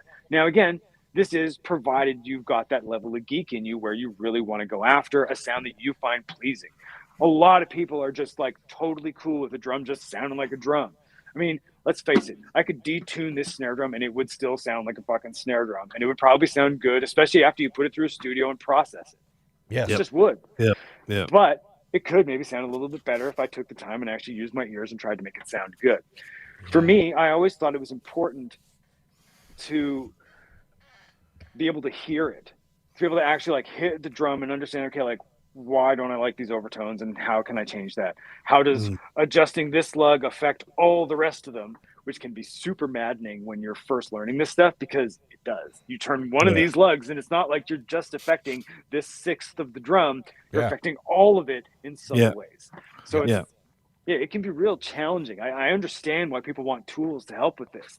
But in the same way that, like, when I was growing up, I didn't have anybody showing me how to learn quintuplets or to even count them or feel them. You just have to get in there and fucking try and figure it out and learn how, like, okay, how does this sound? How does it feel? Okay, I feel like I'm playing the pattern right, but it's like, okay, maybe it sounds a little bit lopsided. I know something's wrong. I can diagnose that just as the player of like, okay, these aren't even. They're supposed to be even. Even though I don't know how it sounds, like, you can answer these questions yourself if you really just genuinely use your A, curiosity, B, your ears, and just be smart about it, you know? Not everybody wants to put that time in. I'm not throwing shade at anybody that doesn't want to put that time in. But like, so two things I think about on that is number one, if anybody had these tools, like the tension watch and that type of thing, if they had it and they were currently using it, then is there the advice you're giving is use it to get to what you sound good, but then start understanding the what's the word I'm looking for, the simplicities, like now start making the minor changes to it to customize the sound. Does that make sense? Yes. Yeah, I mean, it's a great way, like I said, to ballpark it. You're going to be able to get things real close with those, and let's face it, more often than not, you're going to be able to get it passable just by using these tools. That's great, and that's more than good enough for most people. And if that's how you want to tune, that's awesome. For me, it actually just like legitimately doesn't work. Well, I mean, again, I haven't used these tools, so it's possible that it could. But I like tuning with two keys at the same time, so it's like, the moment he uses it, he's like, these are the best things ever. I'm tuning all my drums with this thing now. It's amazing. You never know. I'm never using my ears ever again. I'm never going to try, but yeah, but I don't know. Yeah, I feel like there's a lot of value in just like trying. Lots of people I feel like don't want to try. They want an easy solution. They want someone to just kind of hand them a thing that does the thing they're trying to get at. That's great. There's things that could kind of get you there, but you lose the artistry in that point where it's like we were talking earlier about sort of like finding your sound or whatever. Not necessarily like, I think, like there is an art to tuning. There's an art to getting a drum to sound a certain way. And yes, you can have a tool that'll help do that kind of thing. I take maybe a little bit of pride in the fact that I can just use my ears and how it feels in my fingers on the drum keys to make that happen. Yep. Yeah. Yeah. Do you think just on that, I always make it long here, but there are a lot of teachers, and we're going to get into your coaching, your Drumeo coaching, as a matter of fact, in a second here, is that there is there's a lot of teachers. It could be any instrument. It could be guitar. It could be, let's talk about guitar for a second, where the teachers teach you the fundamentals of how to play the instrument, how to hold the instrument, those type of things. And we talked about tone ownership again, and I'm really going to bring that back because I'm a big fan of that term. I've been using it for years, but tone ownership. Tonership is that there's the teacher's responsibility to teach you how to play the instrument, but it seems like there isn't a lot of responsibility for the teacher or inspiration for the teacher to teach you, we're going to learn about distortion this week. We're going to learn about delay this week. Bring in your favorite CD, and we're going to try to replicate the guitar tone that's happening. That's rare, and some of those teachers that I've met that do that, I think are amazing.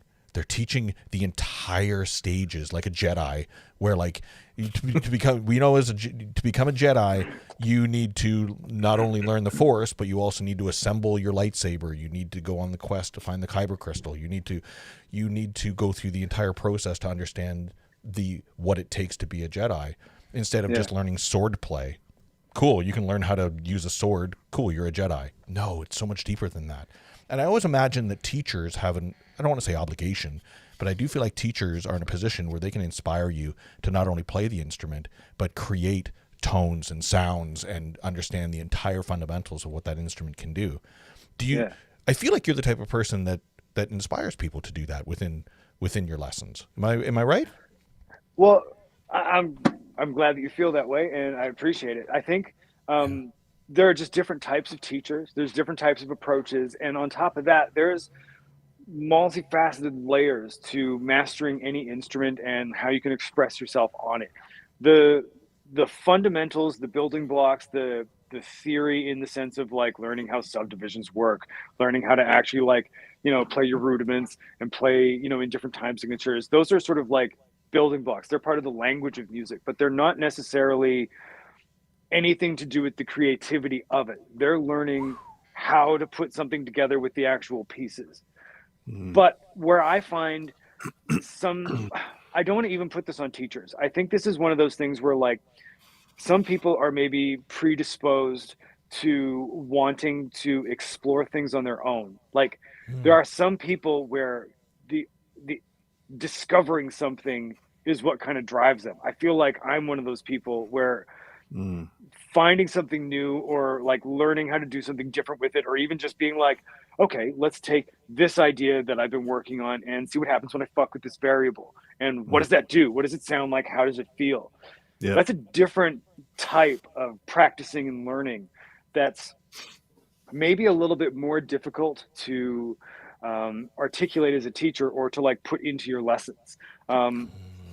On that's actually one of the things that I'm doing with the Drumeo coach series I'm doing this year, which is the Rhythm and Prog thing, where every month they've got a new lesson that's coming out on like a different sort of like, I keep using the words rhythmically adventurous in that, and I've used it here a little bit today too. So you learn kind of like a new tool as far as like rhythm theory is concerned, but it's not like, okay, today we're working on time signatures. Here's, quarter note meters, eighth note meters, and 16th note meters, and here's a couple examples of each, go learn them. Yep. I don't think like that's enough. And one of the things that I've found particularly challenging, especially in online lessons, is that most people seem to just want it handed to them, where they want like, I want you to just give me these examples and that's the thing that I'm going to work on. Yeah. What I'm specifically challenging people to do in the Rhythm and Prog thing is, here are the building blocks. Yes, you're going to get these examples of like, to use the things we were using before, a couple of different types of time signatures. But the homework is to create something new. Pick a top number that we didn't cover today, and I want you to write that down. I want you to like fill it with notes and just see what happens. Some of them are going to sound stupid. Some of them are just not going to be interesting. Some of them you may not even do it correctly. But I want them exploring using the tools that we've discussed that particular month, because I think for myself that's the most fun thing in music. I love discovering new things. That's why my book is so weird and just out there with crazy ideas. But like, if you can spark that interest in a student, that's when they can kind of like take their education by the horns, like take the reins of it, I guess I meant to say, where it's not just like I'm taking this stuff that the teacher assigned me. It's like, oh, now it's like, I want to know what's around that corner, and I'm just going to go figure it out. Yep. Helping somebody find that curiosity, that like urge to discover something, it's hard to convey, but I think it's one of those things that is maybe a little bit lacking in the digital generation. That maybe sounded a little harsh, but again, we're so used to having everything just fed to us. It's hard to motivate yourself to try and find something yourself. And you learn so much more that way, because not only are you going to maybe learn something new, but you're going to fail a little bit on the way there. And that is a good thing. People get scared of failing, but failing gives you more clarity on what wrong is. I don't really like the word wrong, but like, you were attempting something, it didn't work. Why? This gives you a better idea of what right would be and how to play with these variables. Like we talked about right at the start of this conversation with the spirit of Prog, where it's exploring things that are new and different and rhythmically adventurous. You're kind of playing with the rules of music and learning what fucking with it does. And from there, you can be more creative with things. And like, you'll get these ideas of like, oh shit, that didn't work, but it actually sounded pretty cool. Can I use that somehow? Like, if I can inspire someone to think like that, they're going to do more for their education than I could ever just give them in a video. Absolutely. Yeah. Dude. Yeah, because wrong is such a human construct too. Wrong is something that someone believes, but wrong to someone else might be exactly what you're looking for. Like, I mean, here's the thing: music's a game that humans made up. There is no fucking Yeah. wrong. You can play Exactly. whatever you want. There are no rules. Exactly. You there are some teachers that, and I'm trying not to be negative here, but I'm just kind of, for the sake of a touch point, there are teachers that are not motivated to motivate their students, right? So all the motivation, as you're expressing, needs to be on the side of the instructor, the teacher, the coach, the moderator, the person that's really inspiring to do more than just the lessons, right? More than just that. Yeah, totally. So how do you personally, I think we've probably been discussing it for a while, which is good, but some teachers need to be reminded on what inspires them to want to even be a teacher, right? Yeah, well, that's one of those things to kind of just like think deeply about, you know, like Right. I mean, I brought up effortless mastery earlier. I mean, there's like a lot of like, there's even teaching dysfunctions. There's people that teach for not necessarily a genuine reason. So some people don't necessarily want to do it the right way. The right way is a wrong way to say it, but like, kind of like I was talking about with like learning how to tune yourself, like learning how to do these kind of things. Like this maybe isn't for everybody. Like not everybody wants to go and explore shit. Like there's some people out there that just want to play like AC/DC drums and that's like fulfilling for them. That's awesome. I'm not one of those people, but there's like a subset of people that want to be creative and want to sort of like push the art form forward. These people require that type of inspiration. And like, it's not even necessarily just on the teacher. Like it's a two-way street. As a teacher, you can help show somebody that this exists and discovery is fun. But I mean, you can lead a horse to water, you can't make him drink is a real thing. You know, some people maybe just don't want that. You know, like I said, it's not for everybody. Yeah. And there's a ton of master teachers like David Jones out of Australia, and I know even Benny Greb probably, I think I've heard he does this, like he auditions students. So does David. Like you've got to be willing to go down the path with them, because even, I mean, and you know, as I've taught for a little while, and one of the things that I always saw is the clearest way to having a good relationship with that student is establishing what they needed. And just how can I facilitate them learning that, other than me trying to ram some sort of book that was, you know, written for someone else down their throat. Good example is my student Derek, who had, I mean, he just was obsessed with double kick. And no matter how I tried to lead him to groove, it was just not working. And I finally realized, look, that's not his path. He wants to do it. Let's find a way for him to do that. And I just grabbed accents and rebounds and I said, look, go through this book and put a click on. And I mean, he came back the next week, like fucking, he was like on cloud 9. And that was me. I was impeding his path. I was concerned he wasn't going to have the big fat bottom groove. He didn't give a shit about that. Right. So it's like, get out of the way and facilitate what the student needs. Their expectations. Yeah, that's super important. Yeah. When does complacency kick in as a drummer? Or as a teacher, where you realize, well, this is as much as they need. This is as much as I'm willing to give. This is sure. And you do have to find that little angle where you're like, okay, well, I need to find that. And we're being really existential here within this conversation, but like, how do you find that inspiration to be like, we've plateaued a bit here. I need to kick this student in the butt and okay, this is it. We're learning this week, and I'm going to inspire the hell out of them to practice that extra half an hour a week, right? See, that's interesting, because I feel like a lot of that has to still come from the student, you know? Hello like, from Guam, by the way, Jared. Hey, Jared. From Guam. Sorry, go ahead. Yeah.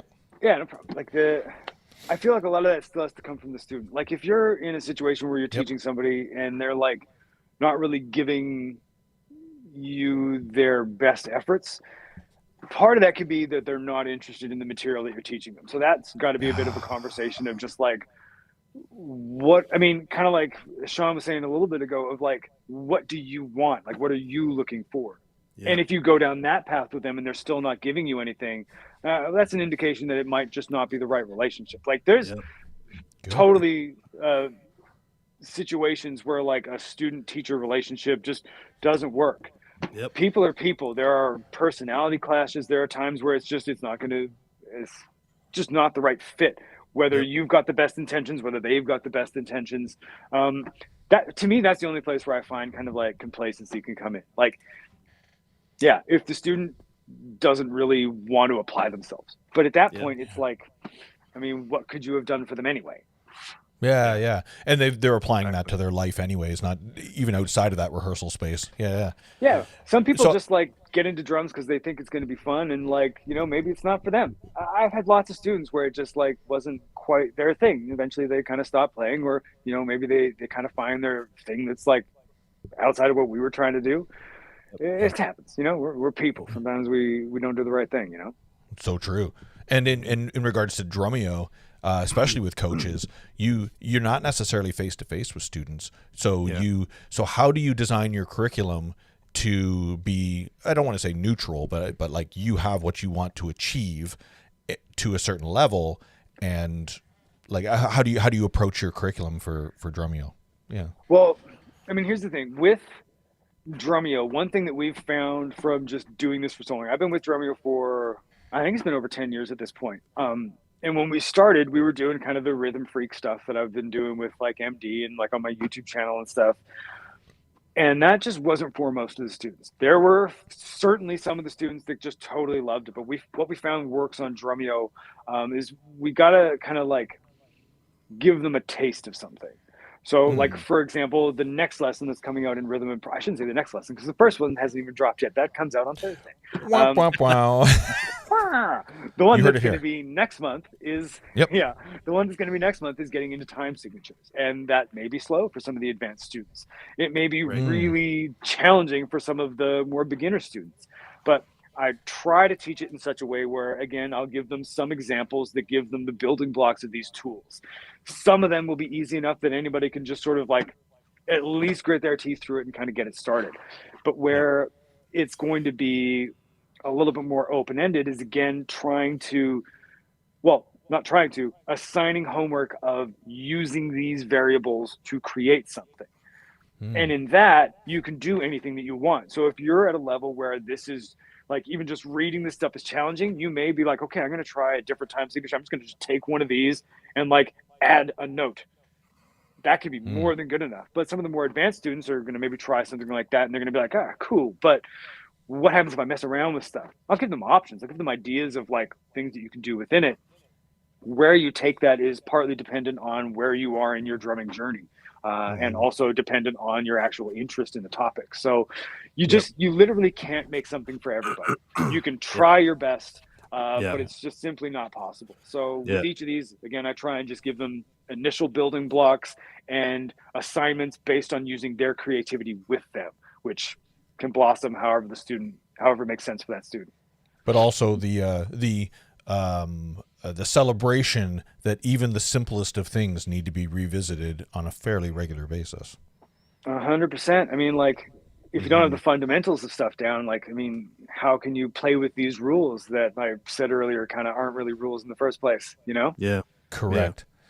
Yeah. Let's go to a question here. Greg asks a very valuable question. A very valuable, and I don't mean that facetiously. This is one of my most important things when I talk to drummers is your seat height. As you know, I sat in my car on a regular basis, driving all around BC as a rep. The seat in my car was the most important thing. How did it feel? Because I'm going to be sitting in it for 8 hours a day going between music stores. This is the most important thing. How do you feel about the importance of your seat height, or have I buried the lead? I feel like it is fairly important, and it's one of those things that may adjust with you. Like, I've been playing with my seat at basically the same height for probably more than 20 years. But let's face it, I'm not getting any younger. I'm getting into my 40s this year. And like, you know, your body kind of changes a little bit. You may be like, I know it's not like old or anything, but it's like a hell of a lot different than being like 15. So like, you know, you change your setup. By the way, if you're getting into your 40s, it's all downhill. All downhill, dude. Every bone starts hurting. I'm sure. Everything. Yeah, it's all downhill. Go. my concept for seat height, and I'm in no way trying to say this is like the only way to do it or like the right way. This is what works for me. Sure. I like to have my thighs angled slightly down at the knee. So if this is my butt, when I'm sitting just kind of naturally, my leg is maybe on about this angle, and the top of my stroke when I'm really cranking the bass drum still isn't quite horizontal. Now, I like to sit with really good posture, and I keep my snares fairly flat in a way where if I relax my shoulders, bring my elbow up at 90 degrees, where the stick is just right in the middle of the snare drum. Now, how is this important? Couple of things. One, this sets you up high enough that it's actually easier to set up deep toms over kits. As a guy that has like way too many fucking drums, that's actually somehow important. But more important than that is when you're playing something double bass wise, one of the things that I see with people a lot is collisions between their hand and their leg. So, you know, you're playing something, your left leg's coming up, your left hand is going down. All of a sudden you punched yourself instead of getting a backbeat. That sucks. If you sit up this way, that's physically impossible because the top of your leg stroke is significantly below where your hand is going to hit a backbeat on the snare drum. There's about this much clearance between those two parts of my body at the closest they will ever be while I'm playing. That's why I started setting up this way. And yes, I came to this conclusion by thinking it through like that. What makes the most sense to me? And when I sat there, I tried it out. I was like, okay, this actually feels comfortable. It's probably weird at first. Nobody likes sitting that high normally. You see the vast majority of drummers sit pretty low. So it was an adjustment. But as I got used to it, it worked for me. I got comfortable with it. That's kind of the same with any technique. There's no right, well, I shouldn't say there's no right or wrong technique. There's better techniques than others. There's ones that are more thought out than others. But at the end of the day, you got to pick one, practice with it, and build facility. The people that like constantly change things up, it's like, I spent 2 weeks on this and I still suck. Well, no, it's because you only spent 2 weeks on something you should have spent like 10 years on. So I just stuck with it because it made sense and it started to work for me. Yeah. I had a throne and it wouldn't go low enough. Like because I would sit super low and that was just the way I sat. And then the more I played like that for like 12 years, I was like, my ankles started hurting after a while. And I was like, I don't know, I'm walking different. I got different shoes. I'm getting older, son. Things are starting to cramp up a bit. So the moment I cranked my seat up a tiny bit, not even a tiny bit, I was ridiculous for one rehearsal. I brought it up like, so I was sitting like, look at me, I'm on a throne. And instantly, like, everything flowed. And I was like, why wasn't I doing this forever? This feels so much better. This kind of goes back to what we were talking earlier about ergonomics. Like, find a way that makes the most sense for your body to do so. Yeah. So I spent some time, like very much so, playing at different throne heights till I found this beautiful medium. And that's where I've been for the past, I want to say, like at least 6 or 7 years at this great height that makes me feel good when I'm playing. I'm not exerting too much muscle in my legs, and I also don't look like. Look at me! I'm above the drum. You don't look like a stenographer. I don't. No, I still look like a stenographer. That goes without saying. But I don't. I'm king of the castle. I don't look. I don't look like I'm overseeing the entire band. So there is medium ground. Yeah. Probably has a lot to do with body type. I mean, I remember taking lessons with Mitch and him talking about like, you know, pretend you're a marionette. I want you to just your ass be on the throne. I don't want your legs to have anything to do with it. And conversely to that, talking to Weckel at the one Victoria Drum Fest he was at, he sort of blew all that out of the water. He likes sitting higher. He likes where his feet are sort of like feels like he has control almost over the footboard and not the marionette feel at all. He's a very, he's a pretty intense guy. And he plays intensely, but it works because of who he is and his body and the way that, and like you said, Aaron, he's stuck with one thing long enough that it just fucking works. The same as Bozio's technique looks awful, but the man has never suffered from carpal tunnel. So everybody's body's different. You got to kind of find the thing that works for you. Yeah, I like to think about it as just finding, I mean, we said it before, but like finding something that feels like you're using your body efficiently to do a job. If I feel like I'm working too hard for something, I'm going to change it. But that doesn't mean that said, building the facility over not 2 weeks, not a year, not 6 months. It's like, no, you've got to put in real time. Like, Yeah. I was going to say that doesn't mean that when I'm in the audience, I'm not judging that drummer. That guy's sitting really tall, really high up. Oh my God. Did you see that guy? He was sitting like really high up. He's a terrible drummer. I knew a guy that sat on one milk crate and he played Oh my double kick. God. And he was really How? good. Rikers Island. Was he like And he- 3.5 feet tall or? No. And actually, and Darren was a really big dude. Like he was probably about 280 pounds soft. Like That's this awesome. is, he was a big boy. And he played Metallica. He played Ride the Lightning. He played the whole album. That's amazing. And I mean, he slayed people with his feet. And I just, like, we would just sit there and giggle because it's like, how are you even doing that? Yeah. Like, yeah. and then how is, like, I sat on his crate one time. I'm like, that's not even comfortable. Like, Totally. it's like someone's punishing you by playing the drums that high. It happens once. And, like a constant Charlie horse. It happens once, and then I played a show, and I totally forgot my throne, and it was like a festival show just down in Richmond, and I totally forgot my throne, and I didn't have time to go get my throne, and so somebody just threw me like a metal fold out chair, like the fold chair, and I'm like, oh, I guess I'm sitting on this, and it was surprisingly comfortable. It was surprisingly like it was the kind of the right height, and everything was like, oh my goodness, this. Weirdly, I saw the photos afterwards because there was like pro photos, and it has me sitting on a fucking fold-out chair.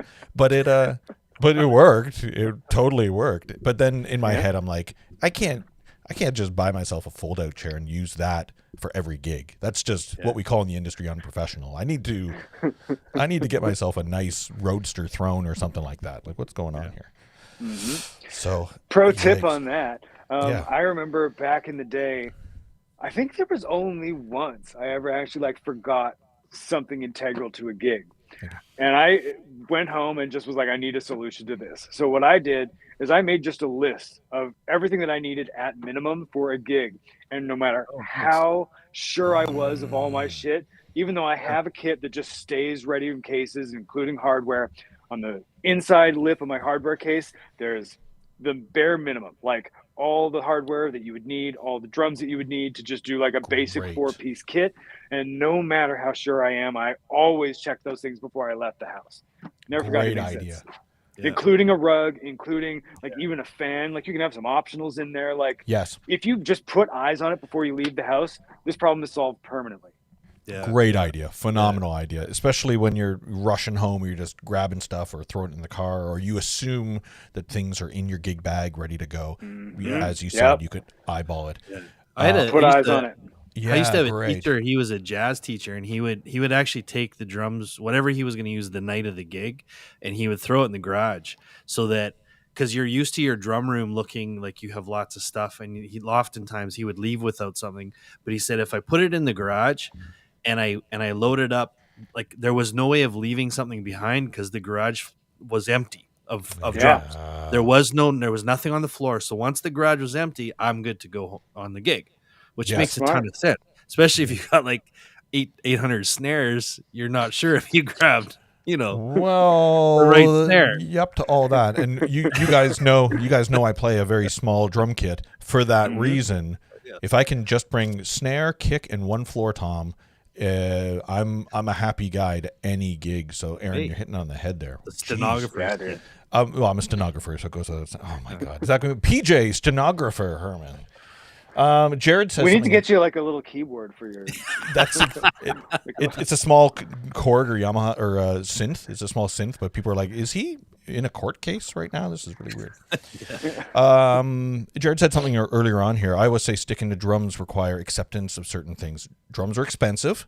Mm-hmm. You need work. You will need work and money, obviously, to be able to compensate for the expensive. Drums are loud. You'll need acceptance. Drums are big. You will need space. Mm-hmm. All of those things resonate heavily. Unless you're PJ, you don't need a ton of space. No, you don't get paid more to bring more, by the way. It's a little secret. That's right. No. If anything, you get paid less because it takes you more effort / more time. So your time is worth less for the exact same gig. Yeah. Just saying. I heard a good quote a long time ago, and maybe you could reply to this, is the best kit is a kit you don't need to bring. So yeah, we've certainly all played house gigs where we've got where we show up and we're like, oh, I guess we're playing this drum kit tonight. Or the person that always wants to supply the drum kit for the night is always the person that has the worst drum kit. Yeah. That always seems to be the thing, right? Yeah, nobody's going, oh, sure, yeah, just totally take my $10,000 drum kit. Everybody can play it tonight. It'll be great. Everybody's no like, one's sharing their SQ2s for nobody's bringing SQ2. Everybody's like, oh, I've got this export from '73 that's got the same drum heads on it. Oh, everybody can play that tonight. That's totally fine. But how do you feel about that? As you said, you have your essentials that you'll bring, but how would you approach showing up to a gig where there's a house kit sitting there that may not be of best quality? Yeah. Well, it depends on several factors. Like if I was playing something like a third ion gig, it just wouldn't fly. Like it would be the type of thing where like there's so much intricate stuff going on. It's got to be set up kind of ergonomically. Like as much as it's a pain in the balls, I'm taking a kit that I designed for that because I mean, the stuff is just so hectic. I probably couldn't do a good job spontaneously on something else that almost certainly isn't set up in some kind of wacky way like I've been working on that stuff. Yeah. Now, if I'm just playing a normal gig, I mean, there's a gig that I used to do all the time here in Winnipeg. We almost did it for like a decade straight. Dr. Hotbottom and playing Soul Night at the Cavern. And cool. Almost all the time, I would just use the kit that was there. And it sounded like balls. It was the most beat up thing. But I learned to have fun with it. Now, there were things that I would bring. I didn't like the hardware. I hated the seat. So as much as it was a pain, I'd bring my hardware so that I could set up cymbals comfortably. I had a seat that I felt good about. My hi-hat stat functioned properly. I'd bring my cymbals and snare drum, but I'd still use the kick and toms.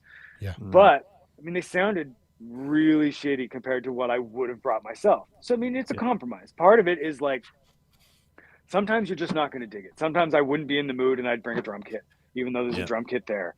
Yeah. But other times I would just have fun with it. It's like, okay, I understand this bass drum is not going to sound how I want it to sound. This floor tom is going to sound terrible. But actually, one of my tricks with that is I like to fuck with it. Like I would go in the back. There was always just broken crap hanging out in the back room. So I'd like see if I could find like a broken piece of a tambourine and just like tape it to the head. So I mean, it's going to sound bad. I'm just going to make it sound more dead. But now I've got this other kind of neat thing that I can mess around with. I like fucking with weird stuff. I mean, you guys see what I do. Like, you play a wrong note in jazz, you play it twice. Yeah, I know the routine. That's right. Yeah. So, you can make the best of it. It's like, it's easier on you, especially if you're playing a gig that's not paying particularly well. It's just kind of, you're doing it for fun with your friends. It's like, okay, I could bring a whole drum kit, or I could deal with this and fuck with it, make it just kind of silly. Make the musicians in the crowd be like, what the shit is he doing with that? It sounds weird, but neat at the same time. I love that stuff. That's fun. That's cool. And we're all faced with that at some point, is the dreaded house kit, and how to deal with it.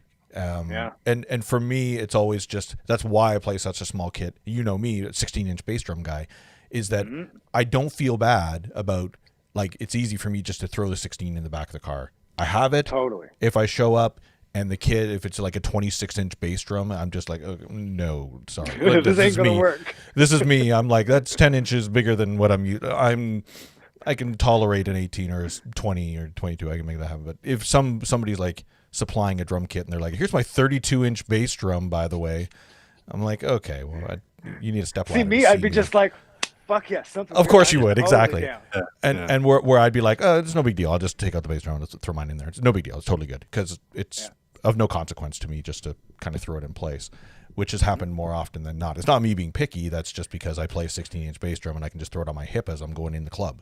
Cool. Totally. But typically the best kit is a kit you don't need to take. Jeez. 2 questions here.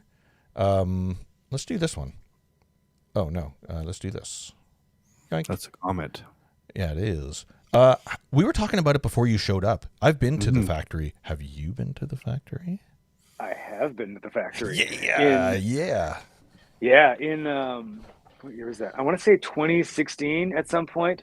It's actually funny. They had a new Ferry Bolt is the dude's name. And I forget what his position was specifically, but he found an essay that I'd written on my website, which is currently down. But the essay was just why I play Sonar drums. And it was basically me gushing for about 1,500 words, how I fell in love with Sonar, why I was so obsessed with the sounds, and like my journey from getting my first kit into this kit where I tattooed it on my neck. It was after I tattooed it on my neck that I kind of wrote this thing out.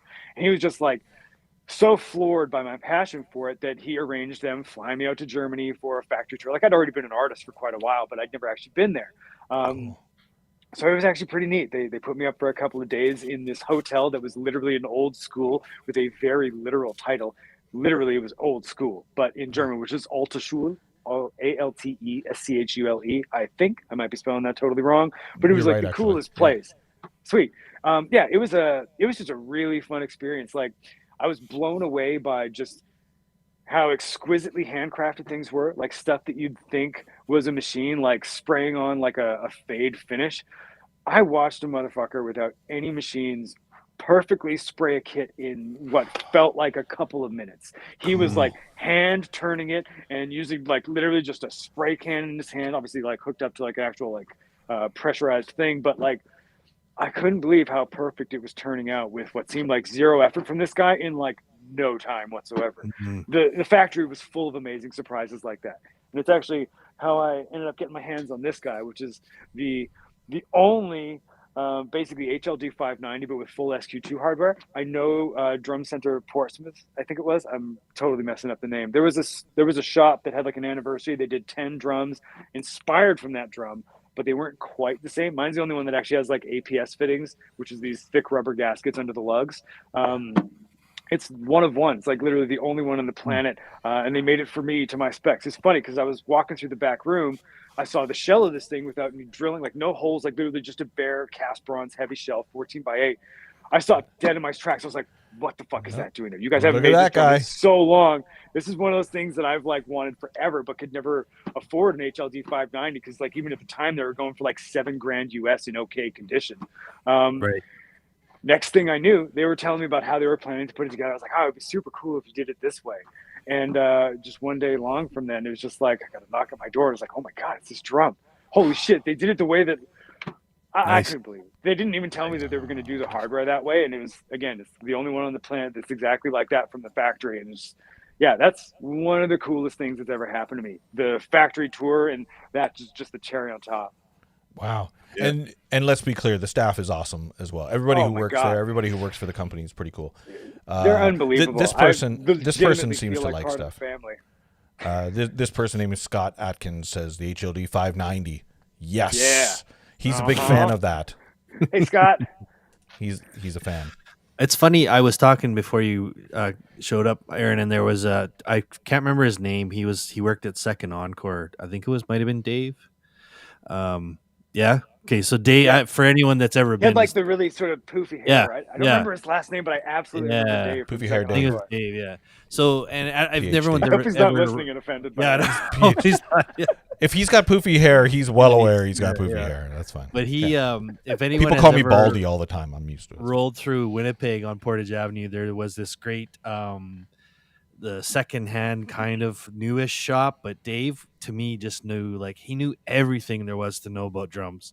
Like, and some of the racks he would set up on the displays were just like crazy setups. But he sat and he, like, for half an hour we talked about why he liked Sonar drums the best. And I had I mentioned to Paul that I had originally back in the day when I was playing on the road, I just grabbed the Force 3007 because it was just out of the box, sounded great, and I wasn't worried about it getting, a little bit dinged up. But he kind of took me through tuning it, and he explained, like, with the way the lugs were designed and how they designed them, and the fact that, even though it was a Chinese factory, they had flown like engineers over to from Germany to China, and how, just even like the way that I think there was the 1007 series, their lug placement was like, I think, and he said there was a way to measure it, but he was like, it was far superior to, like, I don't know, something he was talking like the Pearl Master series. He's like, it was literally machined far better. And he literally has changed, I don't know how many drum heads. Dave's like done a million, but he's probably done it more than I have. Yeah. He's almost Dave, almost. Yeah. But he, it was very, it's kind of not the only time I've heard that. And I mean, I'm not an endorser. but of course I've used the product, and it's funny how you hear it a lot. Like there's a lot of things you hear that a lot about the Sonar product. Is it just the consistency through the brands, and even like through the student models, through the economical models, and then right up to I forget who it was. I think it was Jojo was using something when I was at one of his clinics, and it wasn't even the higher end. It was a tom he liked. It was like the Force series or something for some sort of similar. Anyway, but yeah, what a great mark on a company to that be always the consistent. Even Dave from Winnipeg sat me down and explained, okay, these are good drums, and here's why. Totally. We talked about it before, but the people were always good, and not just because of anybody who might be watching right now, but the relationships are really cool with Sonar. Yeah. And I was certainly honored to, and Scott, this person said right here, the Sonar Factory is every bit as epic as my beard. Absolutely. Well, it is getting a little unkempt. Yeah, well, I think is what at least it's close, Yeah, kind of. It's getting there. But I'm a big fan of the artists they work with, yourself included. They always seem to have the I don't want to say top tier, but the artists, like I think of Jojo in particular, or I think of yourself or Gavin Harrison. You know what I mean?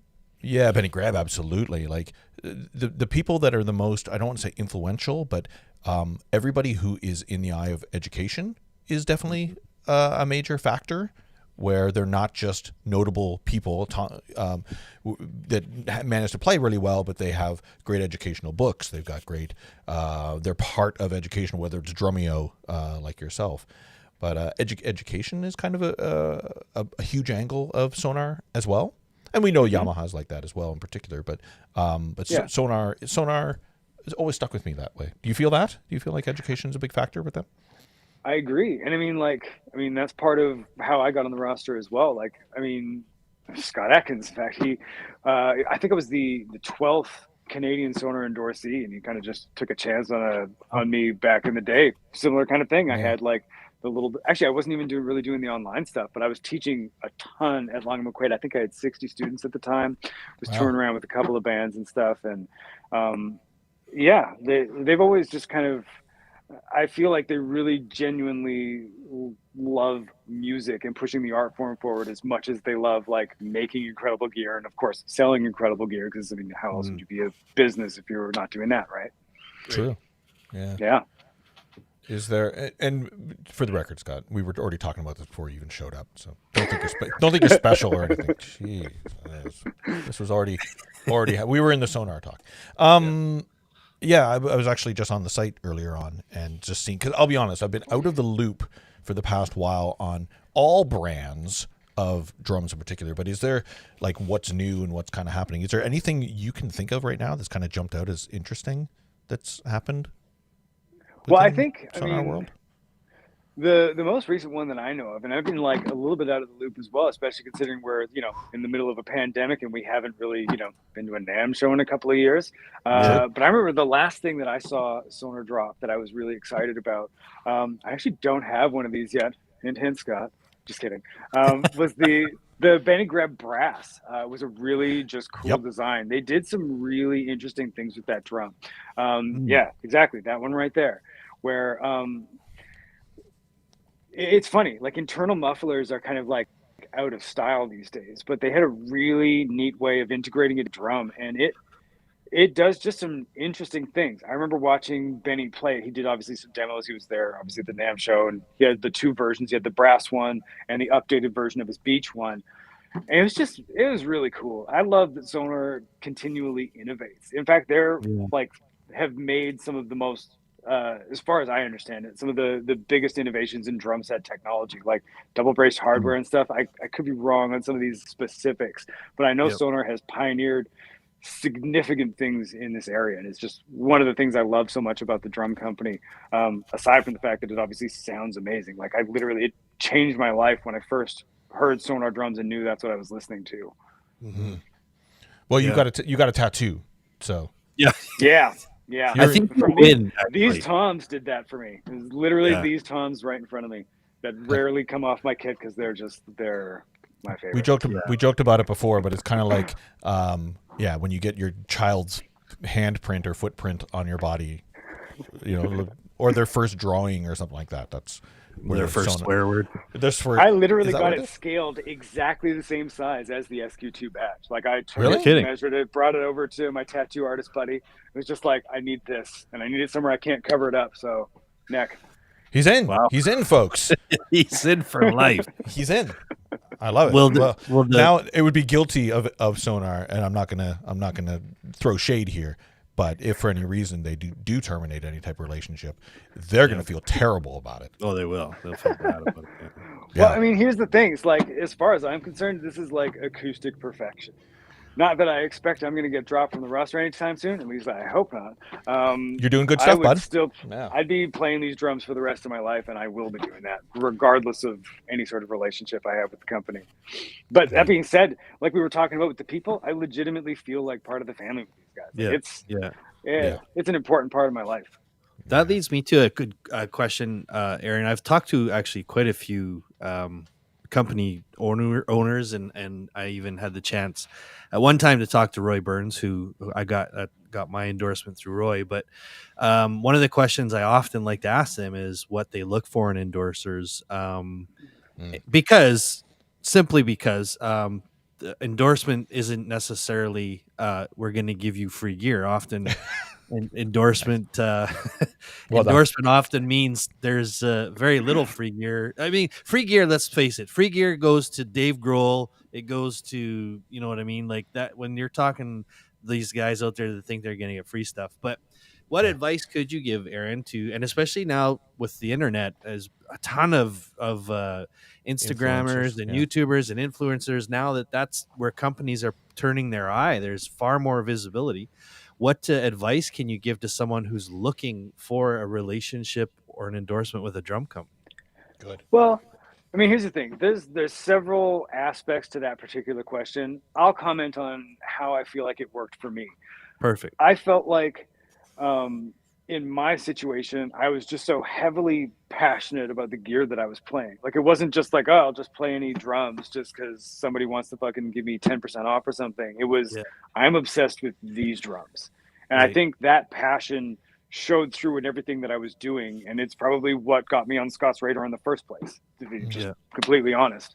Without that, like, just genuine love of this stuff, and of course, love of like music and, doing what I do on the instrument, I'm not sure an endorsement would have even made sense. Just in regards to that, I was on a panel once when I worked for another company, Roland, and about specifically endorsement, and you said it exactly. The most important thing is that you need to be passionate about that product already, and then typically the manufacturer, you'll end up on their radar and they'll support you with that, and you will create a partnership. And I think, and at least I was battling it a lot when I was in my previous role, was that, hey, I'm a so-and-so person and I've never used your product before ever, but it seems like it's the best product. So why don't you give me one and I'll tell everybody how awesome it is. Right. And meanwhile, like, I'm going on Instagram or I'm everywhere just looking at people that are using it. And you said it way at the beginning, and I love it, is using things genuinely different and out of traditional methods of using something. I was like, that guy or that person is really cool. They're using it genuinely. And just a little bit more on that is that the manufacturer always obviously knows about products that are coming out later. And it made me think about when I knew, like, a year out when a new product was going to come out, it had on my radar, I'm like, that guy would be perfect for this new piece of gear that's coming out. So totally. I'm going to contact them in advance because they're doing something different. Maybe they're triggering lights using their electronic drum kit, and we have a product coming out that does something along those lines. I'm like, okay, well, that guy is going to be perfect for this, or he's using a synth, or he's using whatever. Like, if you're already using the product, then you're already championing the brand then I want to support you and create content with you. Does that resonate with you? Yeah. 100%. And like, even on the opposite of that coin, one thing that I feel like is not helpful for people when they're trying to chase down endorsements and stuff is sending out just like a blanket letter to like 10 different companies of like, hey, I'm such and such, I'm doing this, give me some stuff.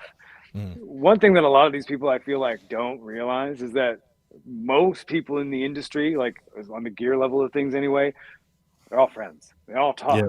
And if these guys are all just like, hey, I got a letter from that guy too. I mean, everybody just like knows immediately there's nothing genuine behind this guy's intention with your company. And they'd probably leave you at the drop of a hat for 1% of a better deal through someone else. So that stuff is just chronically unhelpful. I also feel like there's a lot of just people have the wrong idea about endorsements. Like, it's not about getting cheap or free gear.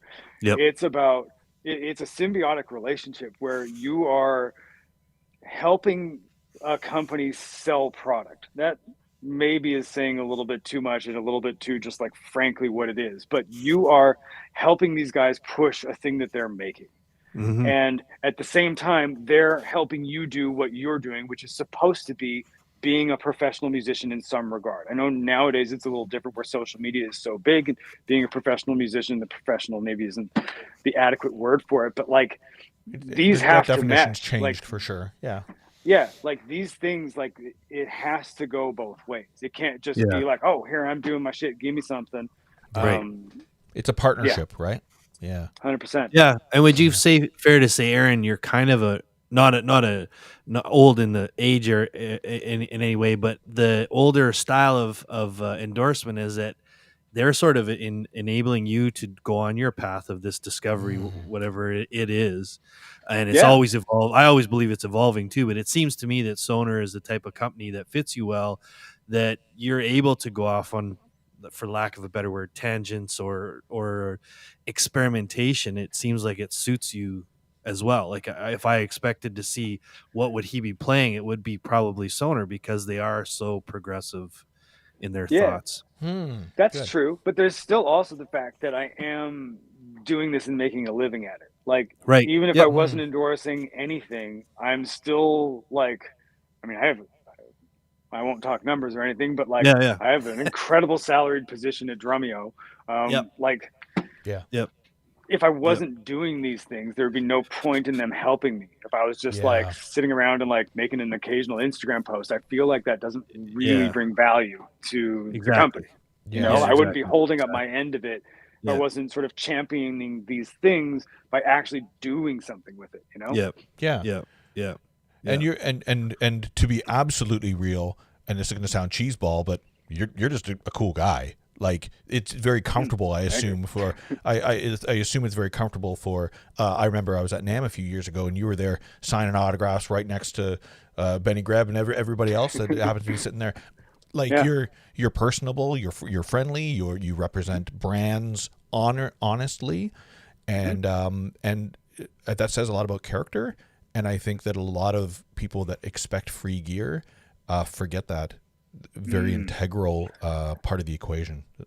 Yeah, at the end of the day, it's a people business, you know? Like, you have to interact with people, you have to work with people. Again, social media might be a slightly different tinge on that, but like, what do we do as musicians? We get in a room with other musicians and make music, right?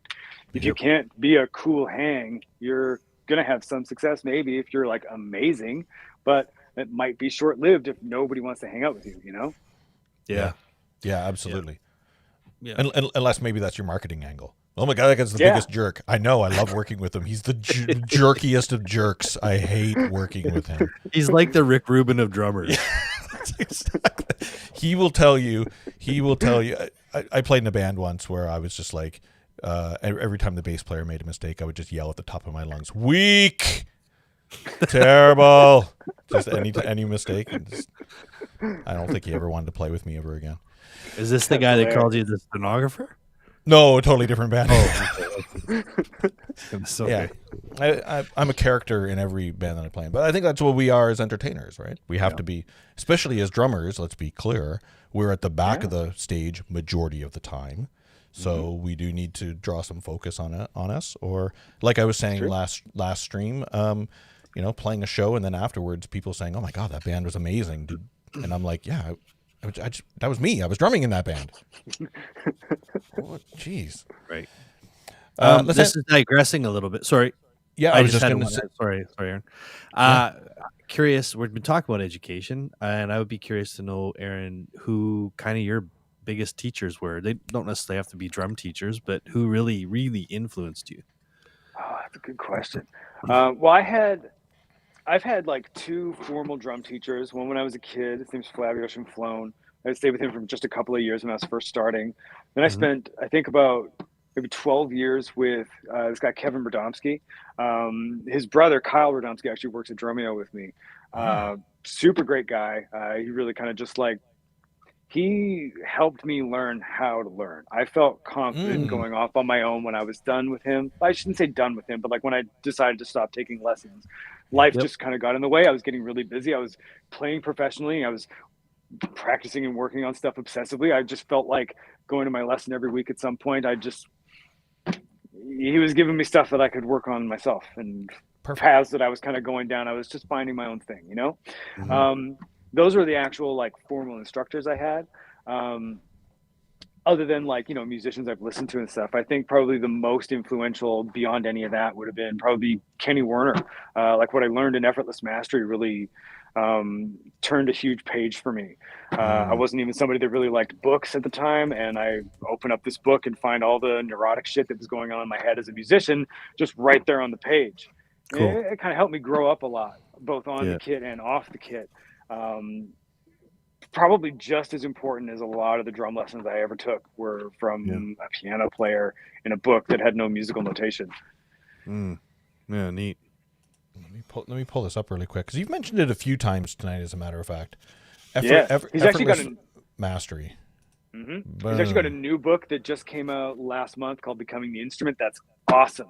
In fact, somebody randomly gifted me a signed copy of it, and I don't know who. I posted on social media to please who sent me this, and nobody fessed up to it. So whoever actually got Kenny Werner to send me a signed copy was just like, "Hey, Aaron, enjoy." Thank you. That was it Kenny? It was a really cool day. You know, it might have been. I actually messaged him about it, and he kind of just said, I don't know. So he may have been just kind of messing with me, and he might have done it, but nobody has said so. Yeah, totally.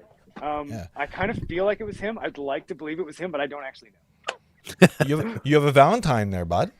Yeah, apparently. Way to go. Somebody who's not in the business of taking a spotlight on some charity work.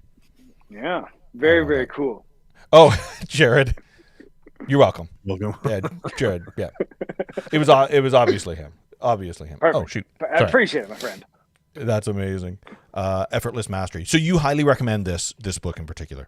This is the basis of a lot of your foundation. This should be something that should be in every musician's catalog. Like, it's not like the end all for like the mental game on music, but like if you haven't really explored it, this is the perfect place to start. Great. Cool. It's a book that the world really needs. It was not written by a philosopher or academic. Okay, perfect. Yeah. It's a good definition. Oh, Quincy Jones actually said that. Oh, that's why. Quincy Jones actually. Yeah, he's okay. He's done a few things. He's a big nobody. He's a big nobody. Yeah, that's too bad. I feel like we should maybe. We missed a good question though. I think this one right here. Yes, that one. Yes. Yeah, that's a good question. What is your process in choosing the right drumstick, weight, length, and wood tips versus nylon tips? Oh, okay.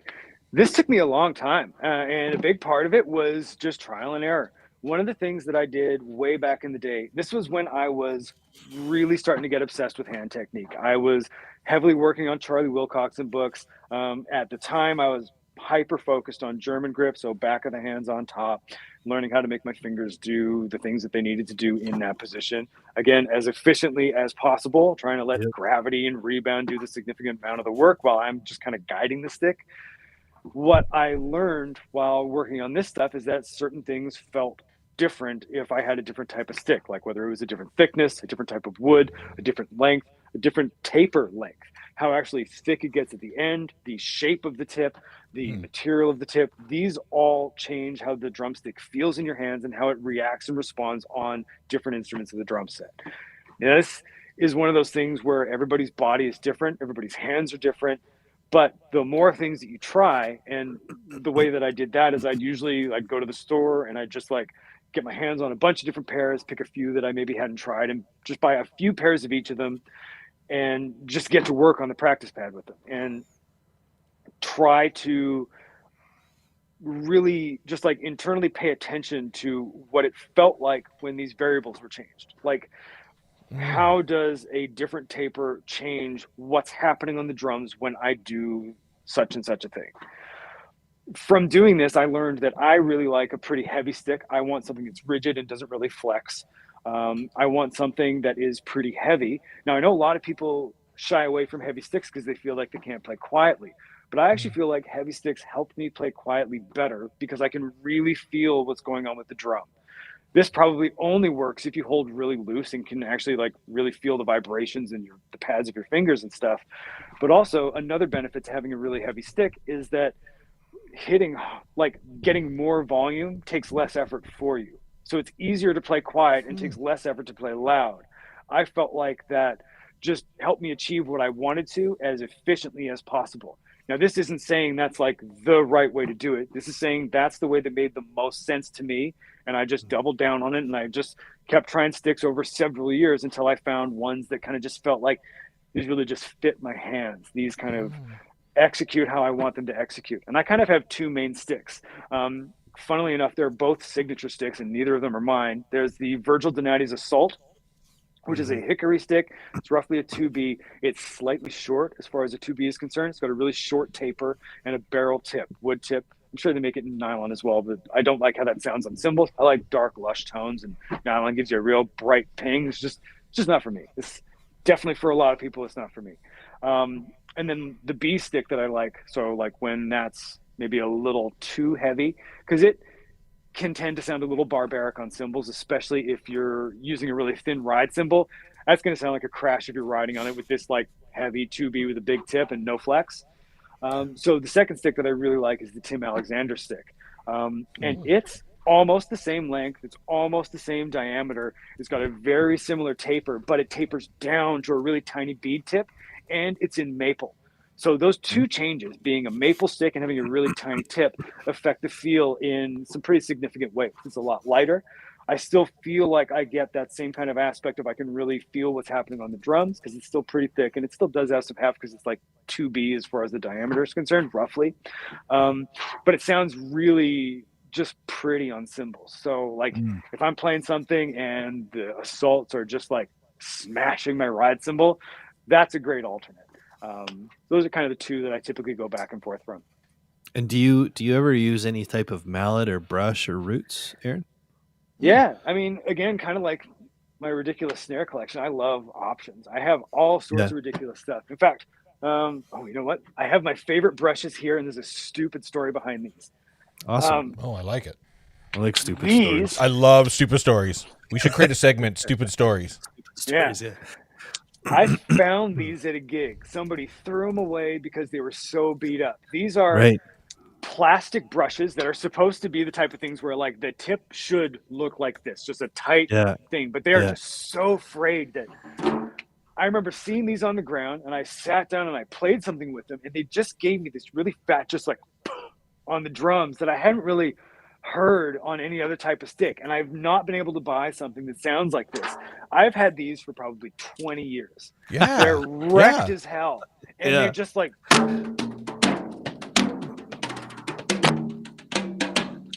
sounds terrible on my phone, but like there's just a thing that they do that I've never heard another brush do, and they were literally garbage. So yeah, I have all sorts of variations. I probably have 100 different types of like brushes and mouths and other ridiculous shit in the other room, just because I like sounds. I like when things are different. I like when things surprise me. I don't like doing the same thing all the time. As much as I've been playing those assaults for probably 20 years, I typically like changing stuff up. Cool. Oh, I like that. Oh, here Scott's got a question. Here we go. Aaron, your setup often lends well or facilitates to an open-handed or strong ambidextrous approach to playing. Was this something that was encouraged by a teacher earlier on, and in addition to that, or an influential artist, or something that naturally progressed along your own path of learning and exploring? Ambidexterity or symmetry in your drums. Yeah, absolutely. Yeah. Funnily enough, this is one of the things that I started at Drumeo 10 years ago doing. We started out with an ambidexterity just set of lessons. And it's actually kind of a silly story how I got into this as well. It was an influential artist. I was watching Travis Orban videos, and he plays open-handed with like pretty symmetrical but extremely minimal kit. He has like a 12-inch tom here, 16-inch tom there, just a kick and a snare drum. That's it for drums. And obviously I'm a big kit guy, so I really liked watching him shred around on this thing because he's amazing with it. Now, funny thing is I remember one day I was just like, I'm just going to try this. And I was teaching that night. So I used to teach upstairs, and I had 2 kits there. And so I decided I was going to just set my kit up left-handed. I know this is like not quite at ambidexterity yet. We're going to get there in a second. So I just flipped my kit around, as I saw Travis doing a whole bunch of like straight up lefty stuff. And I was like, that's dope. And I probably can't do that very well. So let's just try it out.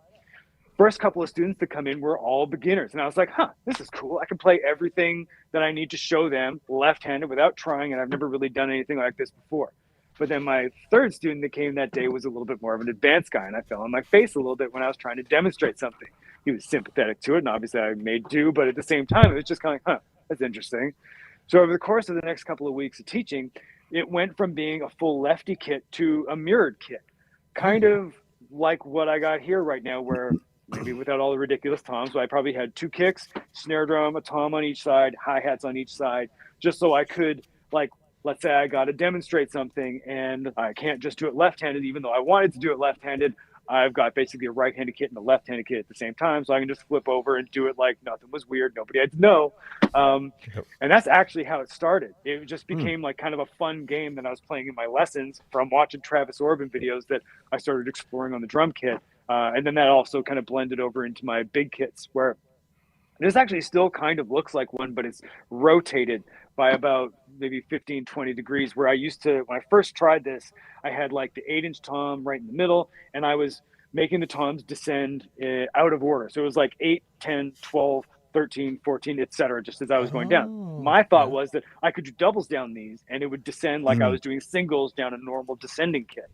But over the years, it's like I wrote a bunch of third ion stuff that way. So I had like big toms on each side and kind of smaller toms in the middle, which comes out a certain way when you play things. Not by any particularly conscious choice, but my kits have kind of done that forever. In fact, like I was saying at the beginning of this show, the last time I set up a big kit, this one, I just reversed my rack toms. But guess what? If you look at it, it still does that. It's basically like 8, 10, 15, 13, 18. Like, it's not exactly descending out like this, but it's actually kind of close. I've got small toms in the middle and big toms spread out. I kind of see it here. You got the small tom in the middle there. Yeah. Cool. And that helps towards ambidexterity, is having voicings on either side of you for orchestrations. Yeah. Well, I considered it like having a right-handed kit and a left-handed kit at the same time. Yeah. Right. Yeah. Cool. Yeah. I think I think that forces you to engage that side of your body more often. You know, I often see with drummers who just have the typical setup, there's nothing to engage the left hand unless they're encouraged to do it themselves with some kind of left hand independence. But often I see, like just if you have, say, for example, the bottom set up, like minus the timpani drums, but there is no reason to do the left-handed at all in many aspects, and I think that's a good thing to encourage that. Like you said, I mean, you totally humbled yourself in front of the semi-advanced student. I mean, as much as you might have duffed it, it probably was a great lesson for yourself and for the student. It sure was, and it in weird ways evolved into this crap like 15 years later or whatever. Yeah, man. Well, we're going on about 2.5 hours. I feel like we should wind her down here really quickly because it's getting late for you. Wow. Time has flown. That's great. It has. It has. But I want to quick fire a couple things to you. If there isn't any question, we'll open it up for some more questions quickly here, if anybody has any follow-ups. But I always I've got some questions here, so I'm gonna pull a question here, and you're gonna answer it. Ready? Okay, let's do it. Random question from the topic box. Here we go. Oh, that's coincidental. Yeah. Oh, you may not be able to... What was your most memorable meal ever? Wow, coincidental. Nice. We have a recipe. We have a recipe segment, so we can bypass that recipe segment in favor of this question. Go for it. Your favorite meal. It can be. Let me double down on it. If you're not thinking, when you were a child, when you were little Aaron, little Aaron, Aaron, when you were little Aaron, and what was it that you were turning on your morning cartoons, or you rushed home to get dinner? Was there a meal that your mom made or that somebody made and that resonated heavy with you, that thinks of good times? Is there a good recipe that resonates? Nothing is particularly jumping to mind, but while I was sitting here thinking, I did come up with something. There was a challenge that a friend of mine posed to me once, that I couldn't go a year without buying drums. And if I did, he was going to take me to the most expensive steakhouse in Winnipeg, 529. And I won that bet specifically because I had the goal of like having a $200 steak. That was probably the most memorable meal I've ever had. And yes, it was damn near impossible not to buy gear. And actually, fun fact, the girl I was dating at the time, I sort of cheated on this bet because here we go. She bought me a couple of snare drums. I already thought of the loophole. Loophole, yeah. But technically, I didn't buy those drums. No, fucking but custom ordered them. But if you said, "Hey, I'm dangling $200 here. If you manage to take it and go buy a snare drum and put it in my bag, then it's not my fault. I didn't buy it. You bought it with my money, but I didn't buy it." So Marty, if you're watching, I'm sorry I kind of cheated on that bet, but I did not buy those drums. So that's amazing. But a $200 steak. That steak tasted good. Oh, I love steak. It was unbelievable. I have never had a steak that good since. Well, yeah, probably never since. I did go to a really amazing steakhouse in Miami in January, but I think the 529 one was still just a touch better. Oh, I love it. Let's do J6 Studios, and then I've got a couple questions for on the way out. Sorry, you're already on it. How do you play something like 13/16, 15/16? How do you, in your head, how are you breaking down those subdivisions and applying it? Here's the thing. There are two ways to feel 16th note meters. And I mean that. There's only two. I don't care what 16th note meter you come at me with. Here's the thing. A 16th note meter only makes sense if it is either 1/16th note longer or shorter than a more simple meter. Let's take an example. You said 13/16 or 15/16. So if we take 13/16, it is 1/16th note longer than 3/4, which is 12/16th notes long. 1, 2, 3, 1 E and a 2 E and a 3 E and a 1, 2, 3, 4, 5, 6, 7, 8, 9, 10, 11, 12. One extra 16th note gets you 13/16. So if I'm just thinking about 3/4, boom, bat, bat, boom, bat, bat. All I'm thinking about is that plus a weird kind of skip that's an additional 16th note long. So if I play something that kind of feels a little bit more like 16th notes, it's like boom, bat, boom, boom, bat, boom, boom, 2, 3. Now I don't necessarily subdivide it as like 4, 4, 5. You can put the extra note anywhere in your phrasing, but that's how you would feel it. Now it's also shorter than 7, 8. So if you're thinking about like 1, 2, 3, 4, 5, 6, 7, 1, 2, 3, 4, 5, 6, 7. That's 14 16th notes in total. It is 1/16th note shorter than that. Okay. Let's take the same idea and talk about 15/16. 15/16 is, in my opinion, one of the easier ones because it's one that you can directly relate to 4/4. It's a 16th note short of 4/4. So if we've got 4/4, 1 and a 2 and a 3 and a 4 and a 1, 2 and a 3 and a 4 and a 1/16th note less than that gets you 15/16. So you can think about it as like 3 quarter notes and then a group of 3/16. 1 and a 2 and a 3 and a 4 and a 1 and a 2 and a 3 and a 4 and a 1 and a 2. These aren't necessarily the most musical ways to play these, but these are great building blocks to first start thinking about it. And again, you can put that sort of like cut somewhere in your phrasing, and it's probably going to sound cooler if it's not just at the end. It's cool just at the end if this is new to you and you're just getting the feel of how this time signature works. But as you get comfortable with it, you can start really playing around with it. One of my favorite things to do in 15/16 is to break it up into groups of 3/16, so it can almost feel like 5/4 in triplets. It's not triplets, but anyway, this is getting off into weird sort of like rhythm freak territory, but you can evenly subdivide 15 notes by 3. So if you're still going 1, 2, and 2, right, and yeah. wait, 1, 2, and 3, and 4, 1. If you're going 1 and 2 and 3 and 4 and 1 and 2 and 3 and 4 and 1, I've got this straight pattern going over top of it by using every third 16th note. There's some very cool things you can do with that, and it almost disguises the fact that you're playing in this really awkward 16th meter. It doesn't necessarily feel like it's got that weird skip because you're giving it something normal, even though that normal thing is polyrhythmic to your quarter note. Right. That is a perfect elevator pitch. And if everybody caught it, awesome. If they didn't, then they should be subscribing to you on Drumeo Coaches. That's right. Rhythm in Prague debuts on Thursday. Exactly. They should also be checking out your book, which, by the way, I had it up here. I'm sorry. Progressive Drumming Essentials. That's right. That's if you want to get real weird. Modern Drummer let me just be as crazy as I wanted in that book. And I'm not going to lie to you. It's nuts. There's some stuff in there that I don't expect most people to ever get through. Like maybe 1% of the people that buy this book. I'm not saying it's impossible. I can play everything that's in that book. But this is from like decades of just like diving into like what happens when I fuck with all the rules in rhythm theory. That's what this book's about. This is the advanced angle of things. This is great. That's the I'm not going to hold your hand version. I'll show you all the tools, but it's a journey. Perfect. Yeah, the empowerment book. Oh, I love that. Martin says, you told me anyway, the $50 poutine was the thing. Oh, $50 poutine. Good Lord, I love poutines.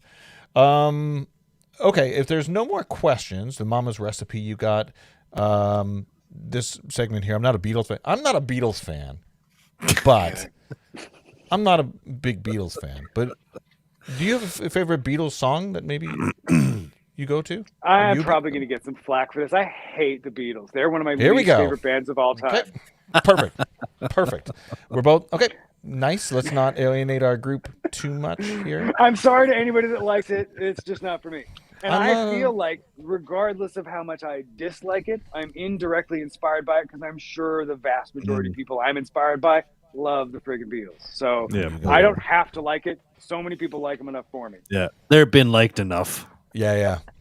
They're liked. I like it. I'm gonna get hate for that one, aren't I? No, I get hate for it every single stream, so it's totally fine. Liberty DeVito was prepared to like shut down the stream when I said that.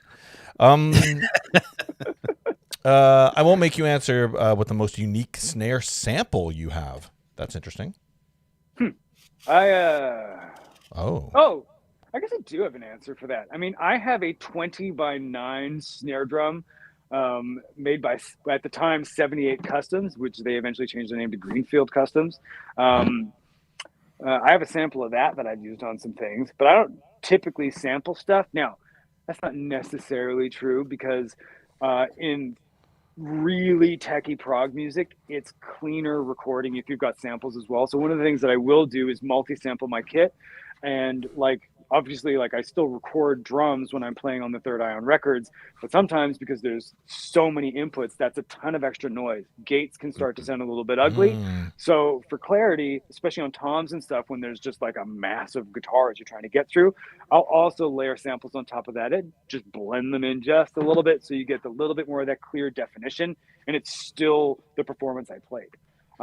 So yeah, I don't typically use samples so much, but those are sort of two of the ways I would. Yeah, that's a great way to use them. Very much so. Okay, well, let's wind her down here then. This is cool. This has been a ton of fun, guys. I appreciate you hanging out with you tonight. It was awesome. You got a new car today. I almost forgot about that. We've been talking about drums for so long. Holy shit, I got a new car. You got a new car. The one thing that we didn't get into, but I'm going to pull it up very, very quickly here, just so that people know what's going on in your life. Hold on one second. It's very important to me that I pull this up. Is this Hold on. Oh yeah, I've been teaching myself how to do latte art. Aaron is killing it. For the record, he's killing it at latte art. And I've talked to you about wanting to have you on my stream with the Retrologists. I want you to show us some latte art. Sadly, you're gonna have to make like 5 or 6 of them or more, and then probably totally drink down them. with that. But I want you to down with that. What got you into the latte art, and is it something you're obviously practicing as well? What got you into it? Well, I actually kind of got into the latte art by accident. Oh, hold on a sec. I just got a really funny text that I can't really give you the full details of, but there's a sample that I use in a band I've played with for a long time called Drum versus Bass. And we took a really, really disgusting video. We sampled this horrible thing that happened into it and really twisted it up in Native Instruments' absinthe. So it's this crazy stereo, I think it was like a 16-bar phrase that was just, anyway. I have used samples in really creatively disgusting ways. Anyway, back to latte art. That's what he was looking for. I love it. Yes. Yeah, hilarious. Okay, so maybe 2.5 years ago, I stopped going to Starbucks just because I'd been paying them like, twice a day for overpriced coffee that occasionally I would get annoyed that was made kind of poorly. Yep. And I, bought myself a crappy little espresso machine. Definitely not the one you're looking at in that picture. That is an extremely nice espresso machine. But after I'd been 2 years Starbucks free and saved about $6,000 from not going to Starbucks, I decided, hey, I'm going to splurge on a ridiculous espresso setup for my place. So I got this, which is a Rocket Giotto, and all the bells and whistles for it. I won't say how much I spent on all that stuff, but it's almost embarrassing. It's actually more than I just spent on this car. But part of that is because I got something that's like boutique cafe level stuff. It can also froth milk really appropriately. So I went down a YouTube rabbit hole of like how to make the best lattes. And on that same rabbit hole, you see people making these really crazy designs. And it's just like in how you pour the milk. Like one hand's got the cup of espresso, one hand's got this cup of steamed milk that you've done. And from getting that milk into the cup for your drink, you can just dump it in there. Or you can do it like this. And because I make myself like 3 to 5 of these things a day, it's like, free practice. So every day today, like maybe 2 weeks ago, I started working on a new design. Before I was just doing, I think they call them tulips. It was like the first one that I was kind of working on. This one that you see in the picture is kind of a poorly done Rosetta, but it's got some positives. I was getting better at stretching my designs out to more widely fill the cup, getting a little bit better at the kind of wave that makes it look like it's got leaves and stuff. But it's been fun. It's a more involved dynamic art form than I expected it to be. You'd think it would just be kind of easy. You're pouring something in a cup, it tastes good, it looks good, but there's a ton of subtlety to A, how you prepare that milk, and B, how you actually pour it. It's been humbling. My first bunch of these were absolutely awful, but little steps at a time, they were just like getting a little bit better. And I actually made my first Rosetta by accident. It was funny. I watched a video by this chick, Emily Bryant. She's amazing. If you want to get into latte art, check that chick out on YouTube. She's great. Pots. Yeah, nice. So I watched this video trying to learn how to make a heart, and I screwed it up super badly. But what came out was this actually like pretty good Rosetta by accident. So I pivoted from going to hearts next and just started working on those. And this is not the best I've done of it so far, but that's the best one I did this morning. How does it feel to be? And this is the whole the whole reason I really brought this up is that you're restarting as a student of something, and you're going through the stages of investigating how other people do it, the best places to get the information. You're evaluating your own efforts and calibrating. How does it feel to be a student of something but taking it seriously? Because I really get the impression you enjoy doing this and you really want to do this properly. 100%. I really love developing skills. Like there are probably, let's just say 3 things in my life that I kind of do this with. Now, this is probably going to come out wrong, but I feel like there's not a lot left for me to discover on drums. So that has been kind of depressing. Like there's been a couple years where it's been like, almost a little hard. Now, don't get me wrong, I'm still very passionate about drumming, and I obviously love my job and do so many really fun things with this. It's like I built the coolest life for myself around it.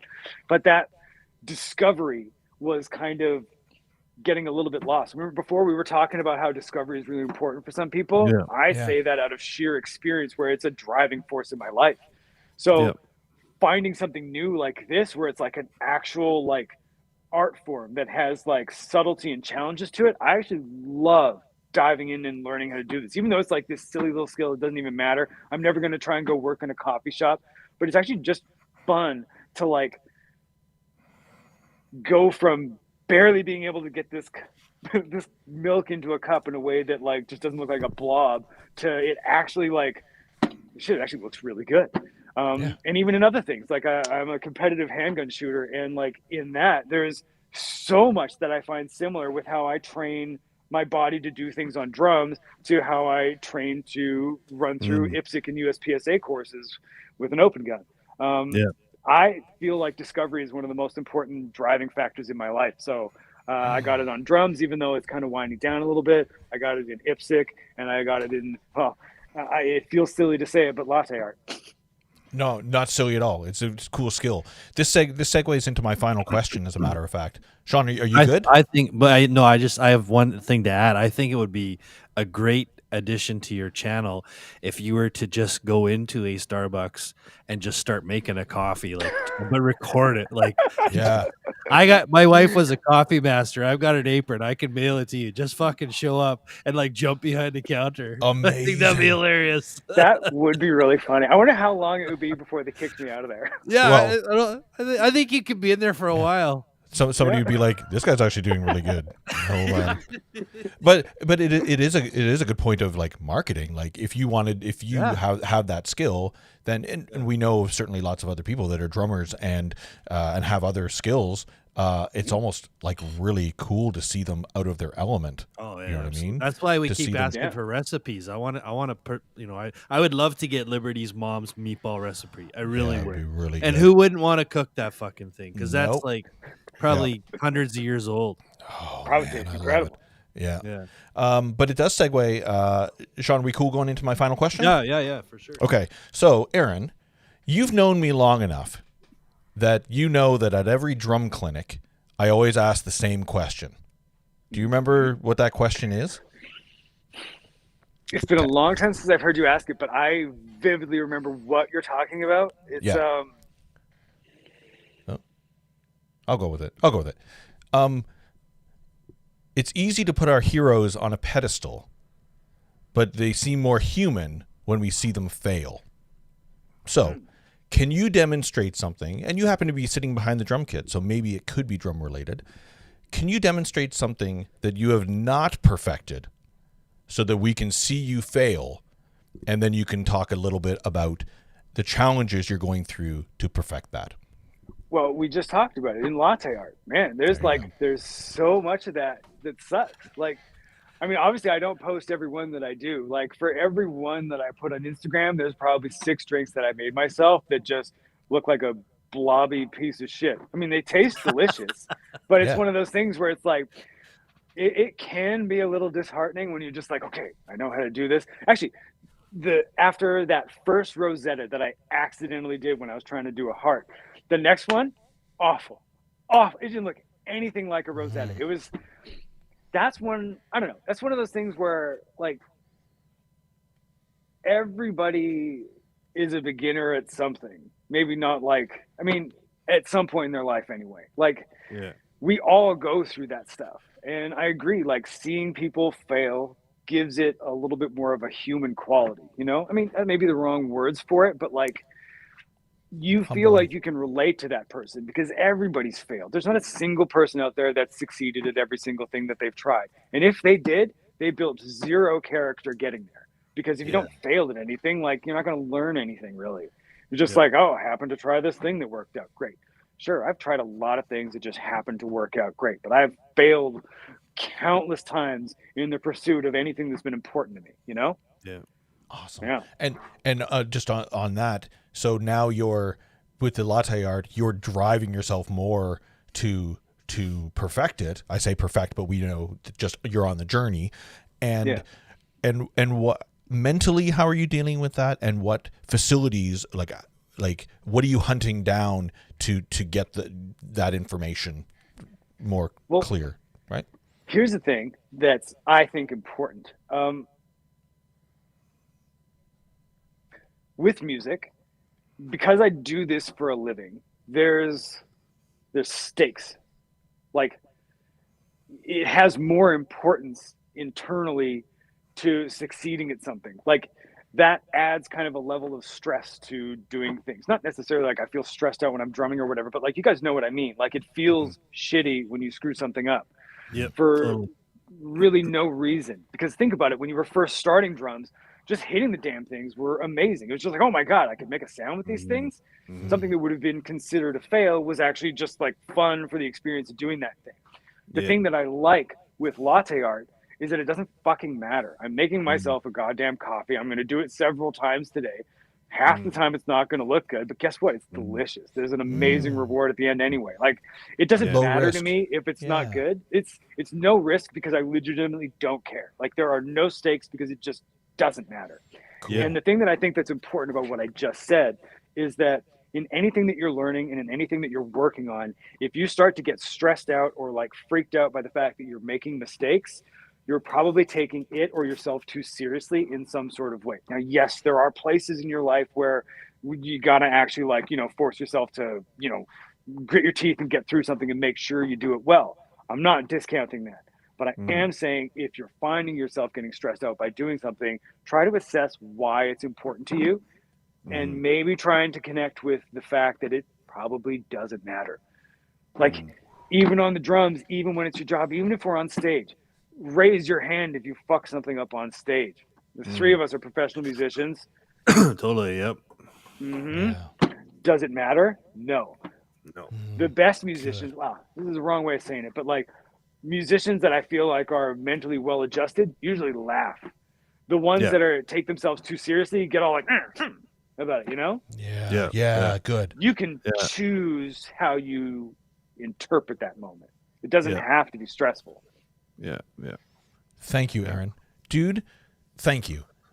This has been a lot of fun. We didn't get to Mario Kart. We'll do that next time. You and I will play some Mario Kart. Yeah, we'll play some Mario Kart. And maybe a snare in the latte. I'd be impressed as fuck with that. Oh, dude. You know what's actually really funny? I totally forgot about this, but when I first started doing latte art, one of my goals was to do like a really fancy Sonar logo in latte art. I'm not good enough to do this yet, but one day you're going to see that on my Instagram. Scott. At some point. Yeah.